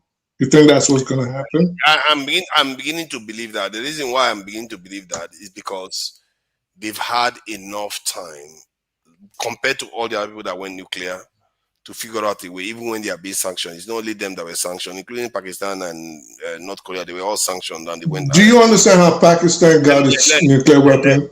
Yeah, I know about that. Let me just explain something to you about the Ayatollah's this thing. My belief is that if the Ayatollah sticks to that position and the top brasses, the IRGC, I don't know what they are called, they fear that, that this stuff is going to kill them, they might overthrow him and go nuclear themselves. Oh my God, what are you talking about? I don't know whether they could. I feel like they could. If they feel like America is going to destroy them or Israel is going to destroy them, and this guy is just insisting that they should not go nuclear, because it will be hard for them to go nuclear weapon when because remember, he's a religious leader. He's not just for who? He's a religious leader for Iranians, okay, and he's symbolic. Even the Ayatollah can be replaced. For Shia, it's okay. He's even symbolic. All right. So if the IRGC, what the Iranian government has known since '79 is that it is living second to second. The Iranian government has always known that if Israel and the West had the slightest opportunity, they would destroy them, erase them from the face of the earth. So, therefore, they have always been in the position that their survival the next second was not guaranteed. This has always been their position. So it is not now that they'll say, well, we don't know if we're going to get blown up, so we need to. No, they always needed this thing, because the end goal from '79 till now, and even if, let me say one thing right now, even if it wasn't the Iranian, the Islamic government in charge right now, even if it wasn't, the goal of Zionism has always been to destroy Iran. It doesn't matter who was there. It could have been the Shah. It could have been Bob Marley. Where we are at right now is where we will still have been at. So the goal has always been to destroy anybody that could be a force in the Middle East and challenge Israel's power in that region. In terms of challenging Israel's power, I can understand Israel wanting to dominate the region. I'm not sure I'm going to disagree with you on that. But the area we have a little bit of difference is about this nuclear technology in Iran. I reiterated my point. If he carries on the way he's carrying on, if you hear that there is a coup in Iran, don't assume it's going to be for Western powers. I'll be watching the coup plotter and thinking, why did they do this? Because that leader is a leader of all Shiites. It's like the Pope making a pronouncement, a declaration, and you go and find out that he's doing Sir, you're talking to a Muslim. I don't see that happening. So to also clarify, if there'll be a coup in Iran, it's gonna be the Revolutionary Guard itself, not even the internal. Internal, yeah. It's not even gonna be like that's my suspicion. And it's gonna be for the reason that guy is endangering them all their lives.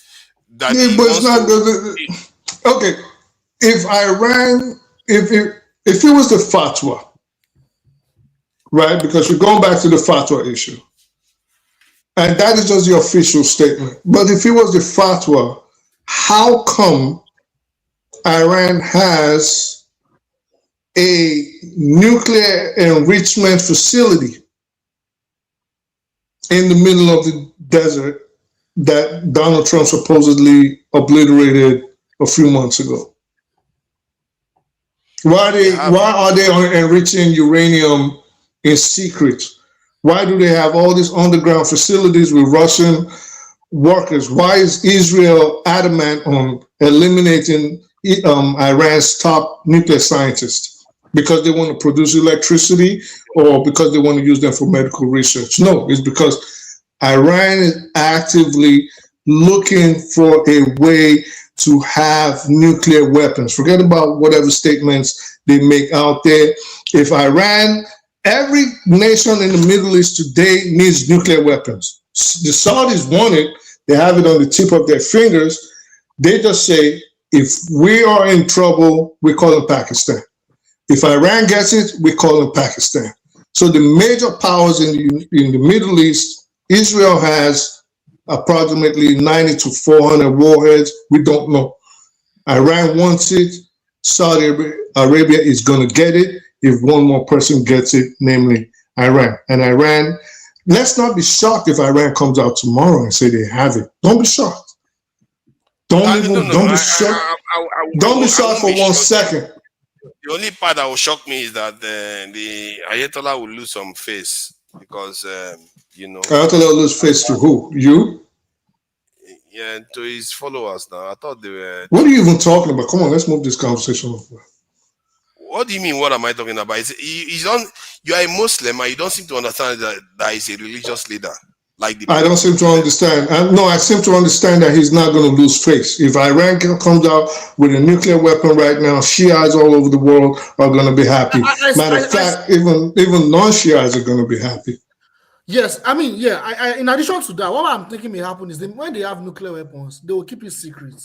So there's a possibility that maybe they have it, but it is in secret.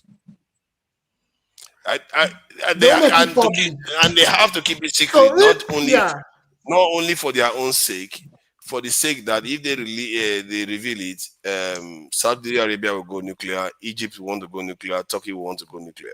So for that reason, they could keep it secret. And I also think maybe that is the reason for the fatwa in the first place.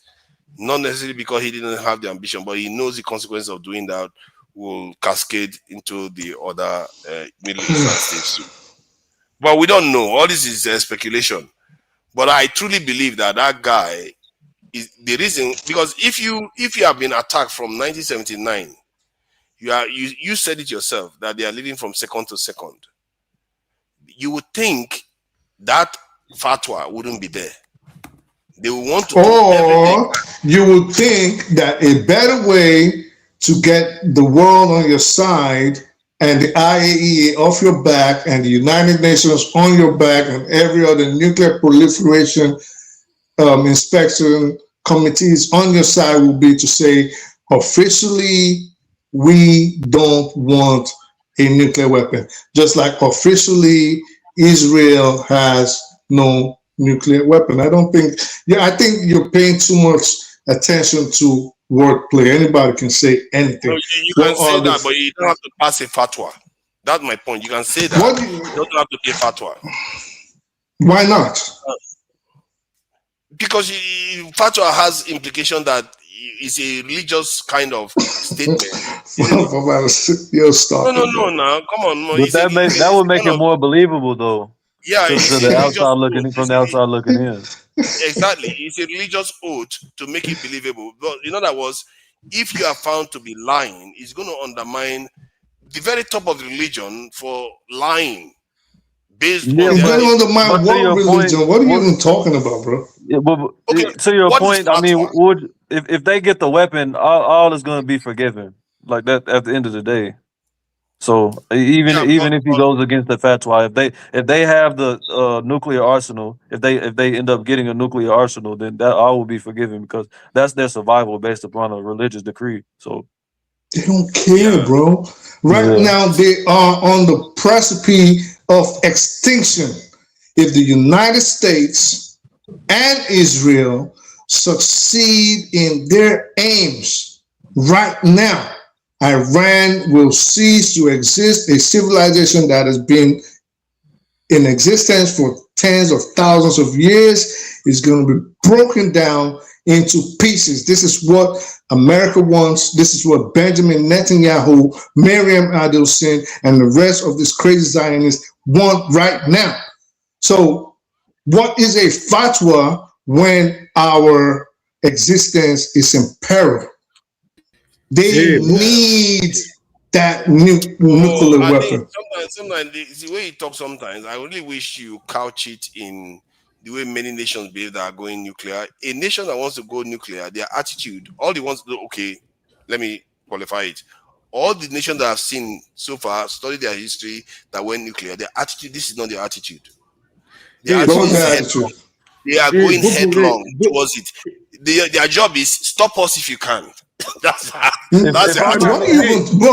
Hold on, everybody.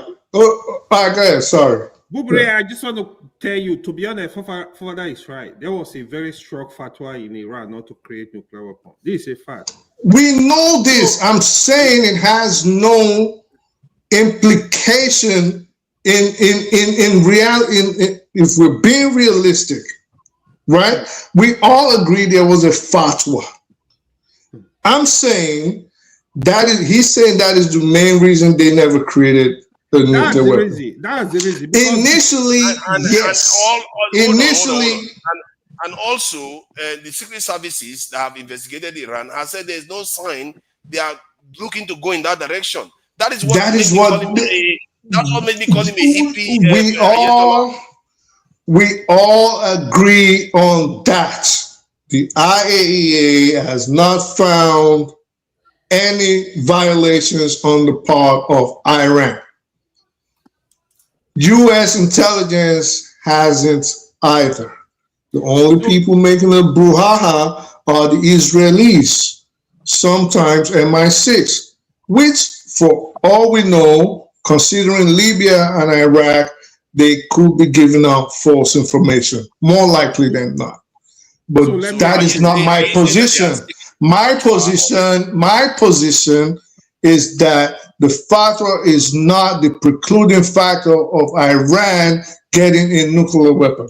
In the beginning, yes. Right now, no, because Iran knows and is actively looking for it. They've looked at Libya, giving up its chemical weapons. They see what happened. They've looked at Iraq, Saddam giving up his plans for nukes. What happened to him? Now they're looking at themselves and seeing what is happening to them because they do not have that deterrent factor, which is the nukes. And the Ayatollah's fatwa is not the reason why they are not building. They want it They need Okay, it. what is the reason? And if What they is the could get reason it, why? Hold on. Tell me, what is the reason why we there keep is telling no you to hold sign? on, Katsu. Yeah. I want to ask you a question now. What is the reason why there is no sign they are even learning or trying to even head in the direction of nuclear weapons? Why? Maybe they're very secretive. Maybe they're very secretive. Maybe they have, maybe. Yes. Maybe the same way Israel, maybe the same way Israel miscalculated Iran's capabilities in the 12-day war is what is going on now. What about that? You don't know that. We don't know that. So, but to think that the people in Iran right now in Tehran are sitting down, relax and say, yeah, let's just obey fatwa, even though these people are sanctioning us to death, even though they at will they kill our scientists, at will they kill our top generals, at will they bomb us, at will they destabilize our society, knowing that if we had this bomb right now, they're not coming close to us. You think a fatwa is stopping them? Man, drink some milk, bro. Because I've told you before, all the countries that I've seen that have gone nuclear, their attitude is catch us if you can, stop us if you can. That's the attitude. Israel did the same thing, China did the same thing, Pakistan did the same thing, India did the same. North Korea did the same. They don't care. Once you get to a point whereby you feel like you need to go nuclear, you don't care anymore. No, but why do you always bring up? Why do you always bring up different scenarios? How did Israel under sanctions when it was looking for its nuclear weapons? Was China under sanctions? Was China being attacked by its neighbor? What about Israel? China was being attacked every day by its neighbors, and the scientists. Oh, really? China was being bombed by its neighbors. Or his scientists were being killed, or the CIA was causing internal strife. My point is, scenarios are different. That is my point. See, to say, if you just go full scale ahead. Oh boy, it keeps shutting. Actually, let me say something now. Let me say something let me finish what I'm saying. Go ahead, sorry. China, they were looking to nuke China. Like America was saying they were going to nuke China because China wants to go nuclear. China didn't stop. This is, if you knew this history, you will know that nations that want to go nuclear, they don't let anything stop them. Do you know that China had a massive embargo against them? That the Chinese had to do trade by barter. You don't. I'm not even sure you know about this history. Let me add something to this. Look at this crazy dude. Let me add something to this, please. Okay, first of all, so we're going to be closing soon, actually, because you came in very. Mama, you got to close. It's okay. How is Nigeria though? How are your wives then? I hope they are all fine. I don't know why people just keep giving me wives left and right because I'm for polygamy. I will give you a wife from my village for sure. You are a true Nigerian. But Nigeria, oh my God, Nigeria is, oh my God. Okay, being in Nigeria is good, but you see a lot of things that need changing, and the people themselves. Everything we'll be talking here, I'm seeing it happen in the real world. In the real world, the Nigerian people themselves have issues. They need to sort themselves out a lot. And some of the things you see here, you can say that because I've been in the West, I come here, my mannerism and things are different. People just drop things anywhere they like. No beans, no nothing. So, you see all those things. You can see why the nation is the way it is. Literally, you can literally see it in almost everybody. Even the ones that like to think that they are law-abiding in Nigeria. They still do things that are keeping the country. Nobody is law-abiding in Nigeria, for father. Trust me. That's what I see. The problem is general. This is the truth. Nobody is law-abiding. Don't listen to anybody. It's just one of those. So let me tell you, Nigeria is a place where you even break the law. You don't even know you are breaking the law. I'll give you an example.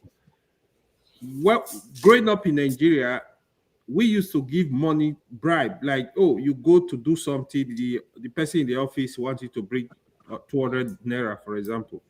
You give to them, but you don't even know it's bribe, really. But it's bribe. You're not going to look at it as bribe, but that's what it is. Exactly. But you want to go to abroad, in abroad, like you even tell somebody you go to an office, they get something done for you. You're like, oh, thank you. It's more like, why are you thanking me? It's my job. Exactly. You know? Exactly. Yeah. So I've not met one person like that. And you see people, they will take on jobs that they cannot do. They will take on jobs that they will just keep postponing and postponing because yes, they are no. everybody. Oh, yeah. Nobody has limits. It's like it's crazy. They can't tell you one thing and stick to it. They will always change. Just talk stories. They frustrate each other. I'm telling you, man. Not only that, evil. Yeah, you watch people on this channel. You see somebody, you see red, he's calling it black. Nigeria is a very difficult place. Especially when you live in abroad for a long time. Trust me, it's very difficult. You are gonna deal with this kind. If that's why setting up business in Nigeria, they are gonna frustrate you to the extent that your hair will. Oh my God. Oh my God! If you set up business in Nigeria, you're not on the ground. Oh my God! You really have to be very careful because one of the things you have to notice is that they don't have, like when you look at like the West now, the Western person can buy a mobile phone, they will maintain it for years. But Nigeria, they will treat it like trash. They will get this one, change it tomorrow, get it another one, or even a battery. A Western person, let's say that battery is rechargeable and it's meant to last for 500 cycles. A Western person will do it like that. But in Nigeria, it will barely last, let's say, 30 or 40 cycles. They will ruin it. So it's like we don't value things to an extent. I don't know. Maybe the reason why we don't value things, we don't think we're going to end up anywhere. We don't even have respect for money. Exactly. People we don't seem to value. We don't have respect. We don't value things. We don't even value life. Isn't that why we sold them? That's what is happening now. Now you see the killing going on. If we value life, why would people be dying like this? How come mad people go to a village, kill hundreds of people? Like, burning people inside their houses. Like some people that lock themselves inside their houses, they burn them. Oh my God, those people, To me, as far as I'm concerned, is madness of the highest order. Like there is nothing you call it. You see. No mercy for such just that no mercy. It's just that the government may fail. To be honest, if I'm in charge of, just look for where these people are in the forest, bomb the shit out of, bomb all of them. They didn't do anything to them, just because they didn't sign up with you. You go and do that to them. Evil. They said they wrote a letter to that community, right? Honestly, I will really, really blame the government on this foolishness going on in Nigeria. That's why, for me, I don't want to reduce this. The other thing, we, the people, we divide ourselves. Oh, it's Christian genocide, it's Muslim genocide, it's whatever genocide. This does not matter. It's just that the government are not responsible. All you need to do is to, whoever is involved in this, crush them. There is no two ways. Because if you don't, you are giving them power to go and buy people the way they are doing now. Yeah, I'll be having a lot of conversations with people in Nigeria, like Hausas, and even in Northern that is not Hausa. I was having a conversation with them. The North is very complicated, you know. People don't necessarily understand how complicated the North is. There are many people that are Christians in the North that are not Hausa even. Non-Hausa a lot. People don't know. Because they speak one language, people tend to think it's just one. Every time, people think it's just one. It's not. I asked one of them. It's very complicated. I asked one of them, you know, how is it being a Christian in the North? He says very, very hard. Very, very hard. You see, now that is something that is different. If you ask a Muslim, how is it being a Muslim in the South? They will not tell you very, very hard. Maybe they will tell you maybe they drink a lot, you know, but that's it. They don't tell you very, very hard. So you see the difference there. This is the issue that sometimes I have with you sometimes, where I say there is a difference. The coloration and the nature of the atmosphere on both regions, there's a slight difference. And that makes no sense, bro. It makes no sense. Let me interject. Between, you know what, we have to. Unfortunately, that is sad, but let's take things in perspective when we make statements like this. First of all, you ask only one person. And I would expect by any metric based on everything that's happening in Nigeria today, you would have to categorize it as hard being a Christian. But why do we always do this north-south thing when we talk about religion, forgetting that Islam actually came into the South way before Christianity? So nobody's doing Muslims a favor. I'm just saying that. But I said, why do we keep making that statement? Because it's relevant, isn't it? Like if you're in the South, as a Muslim, and they ask you, is it difficult being a Muslim in the South? If you ask them, my impression today is that 8 will tell you it's not. 2 may tell you it is. And it's okay, so that goes back again. I don't know which. That goes back again to my statement.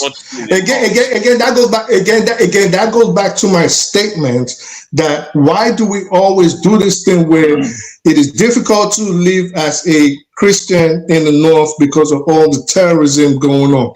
True, but why is it being made as if the Muslims in the South are being done a favor by having a peaceful life?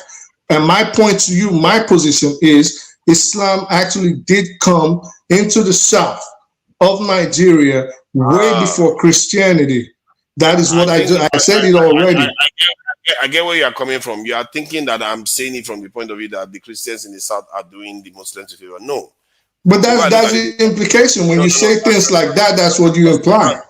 That's not what I'm looking at it. The way I'm looking at it is that's how we are supposed to. That's the minimum you can do, given the state of our nation. That's what. No, that's not the minimum. The minimum we can do is say there should be peace all over the country. That's the minimum we can do. Not saying, well, it's difficult for the Christians in the North, but look, you're having life easy in the South. You're not having life easy in the South. Islam had always been in the South. So there's no favor. You can't say calm down. Each time I try to say something, you try to shut me down when it comes to pertinent issues like this.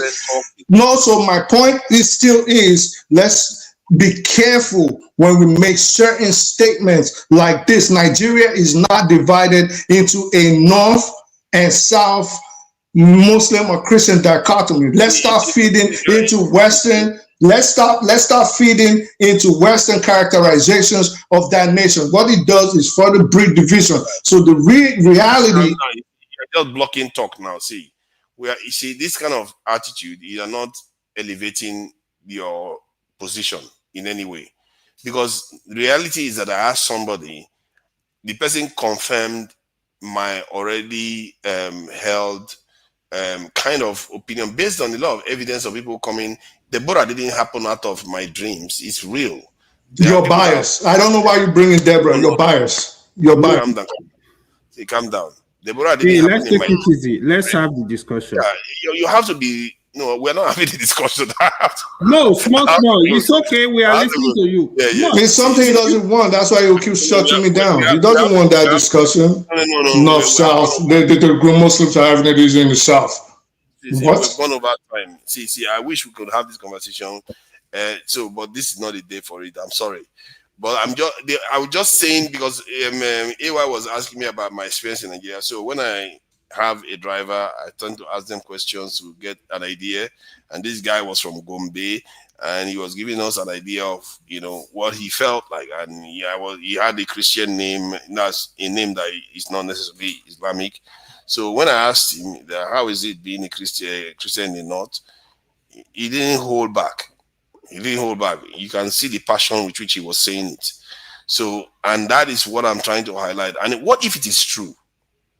Based on the information that we keep getting, what if it is true it's harder in the North to be a Christian? What do you mean, what if it is true? My whole statement, try not to interrupt me.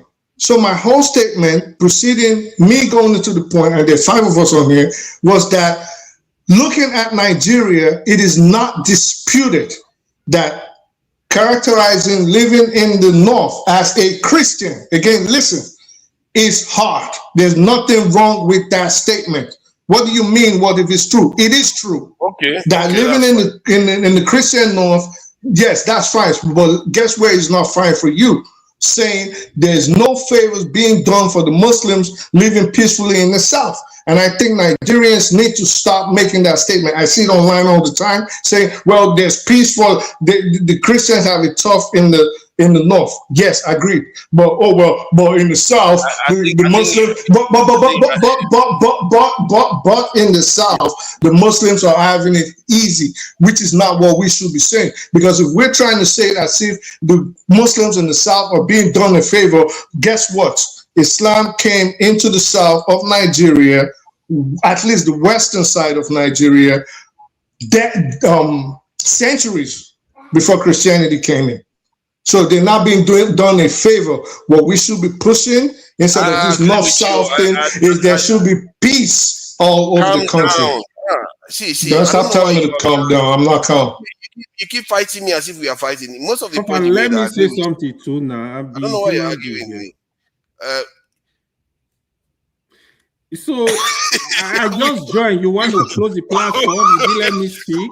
Okay, I'm sorry, everybody. The moment you finish talking, I have to close out because they will roll me. They will roll me over a coal for staying this long. Please, once you finish talking, we round up. Thank you. Look, you see, Jaguna, I was greeting you today. You ignore me. I'm not the problem of Nigeria, Jago.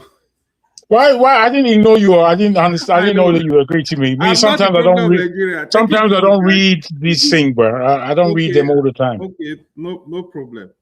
You see, how are you, AY? I'm good. I'm surviving, man. That's right. I'm surviving with Trump madness. You see, it's not easy, man. Crazy. Yeah. Are you going to have another session, or is this it? And this is it now. I'm in Nigeria now. You know, no, I see. Okay. You know, someone that got a lot of whites in Nigeria will not have that time. Data is expensive. So I don't even know how I'm on right now, man. I'm not even. It seems to be working better now, but it's okay. Finish your point, please. Yeah, it's really good. The issue you guys are discussing, you see, this religious thing is very frustrating, to be honest. You know, the way we've taken this issue, no humanity, is very frustrating. There are Muslims, the way you have Muslims that are fanatics, you have Christians that are fanatics. They don't even want to say Muslim. This is actually a fact, both in the south and the north. But however, I think it's also the failure of the government in general. We don't have laws that protect the citizen, because whatever people that don't even believe in God at all, they are not going to live in the society. Know what I mean? So we need to have laws that will protect Nigerians, irrespective. It doesn't matter what you believe in, you know, as long as you are not.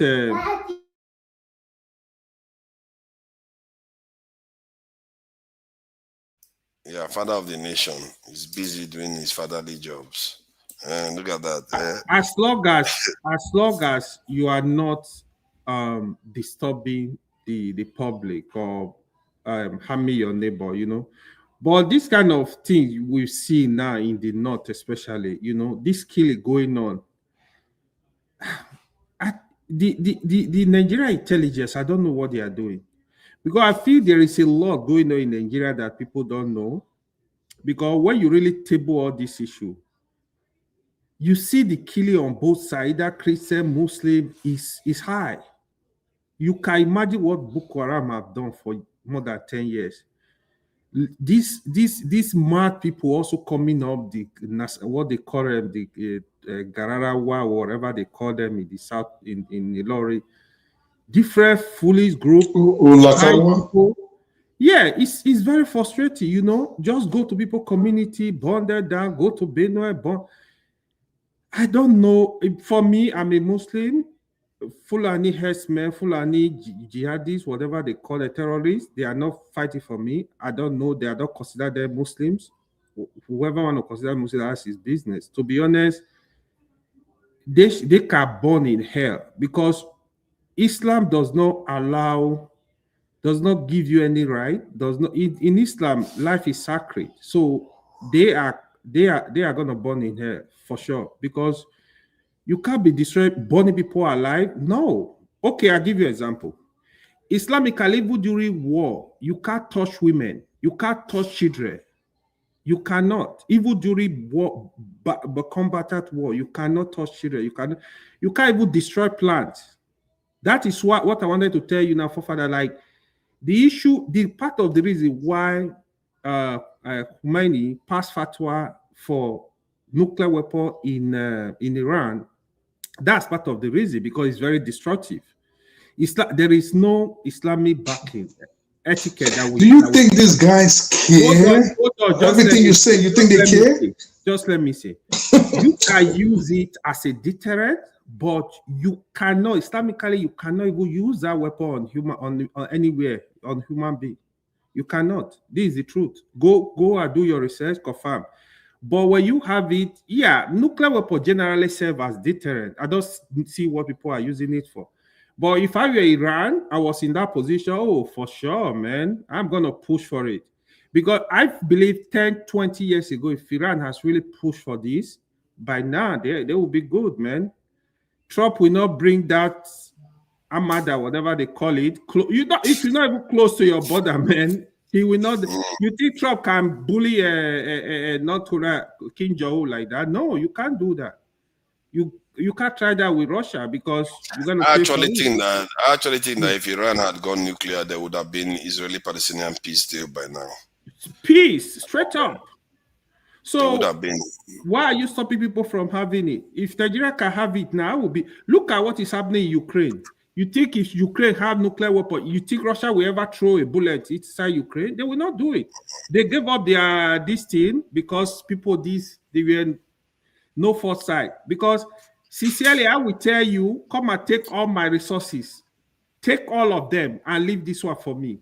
Come on, I will start from scratch, bro. I will start from scratch. Nothing more. Yeah.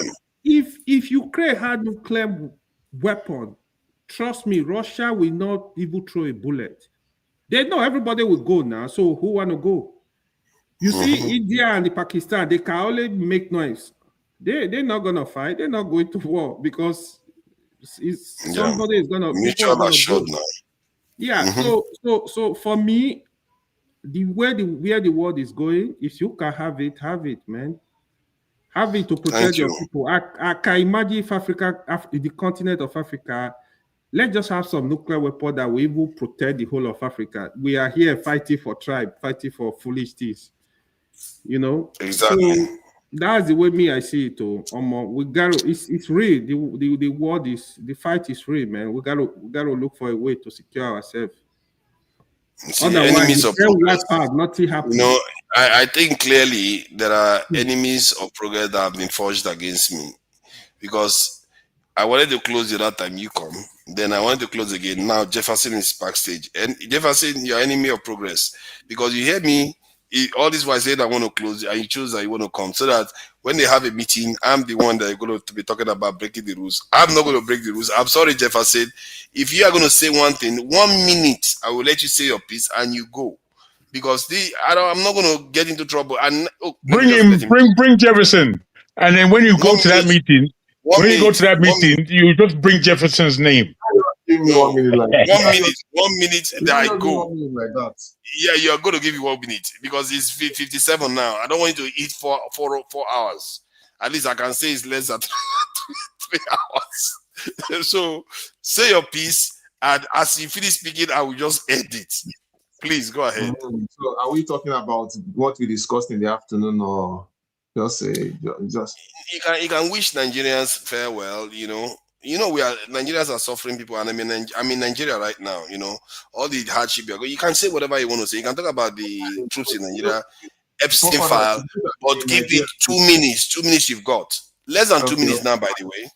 No, 2 minutes. 2 minutes. First of all, forefathers, it's good that you're actually in Nigeria.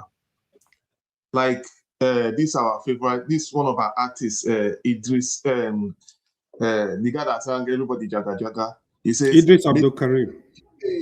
Of every Nigerian. You know, the guy is the realist, because the guy knew it in the Siam. You know, when this guy took in, he made it a song about the administration. And funny enough, just like Fela, he's a Yoruba guy, and it's not about tribe anyways. So injustice to one is injustice to all.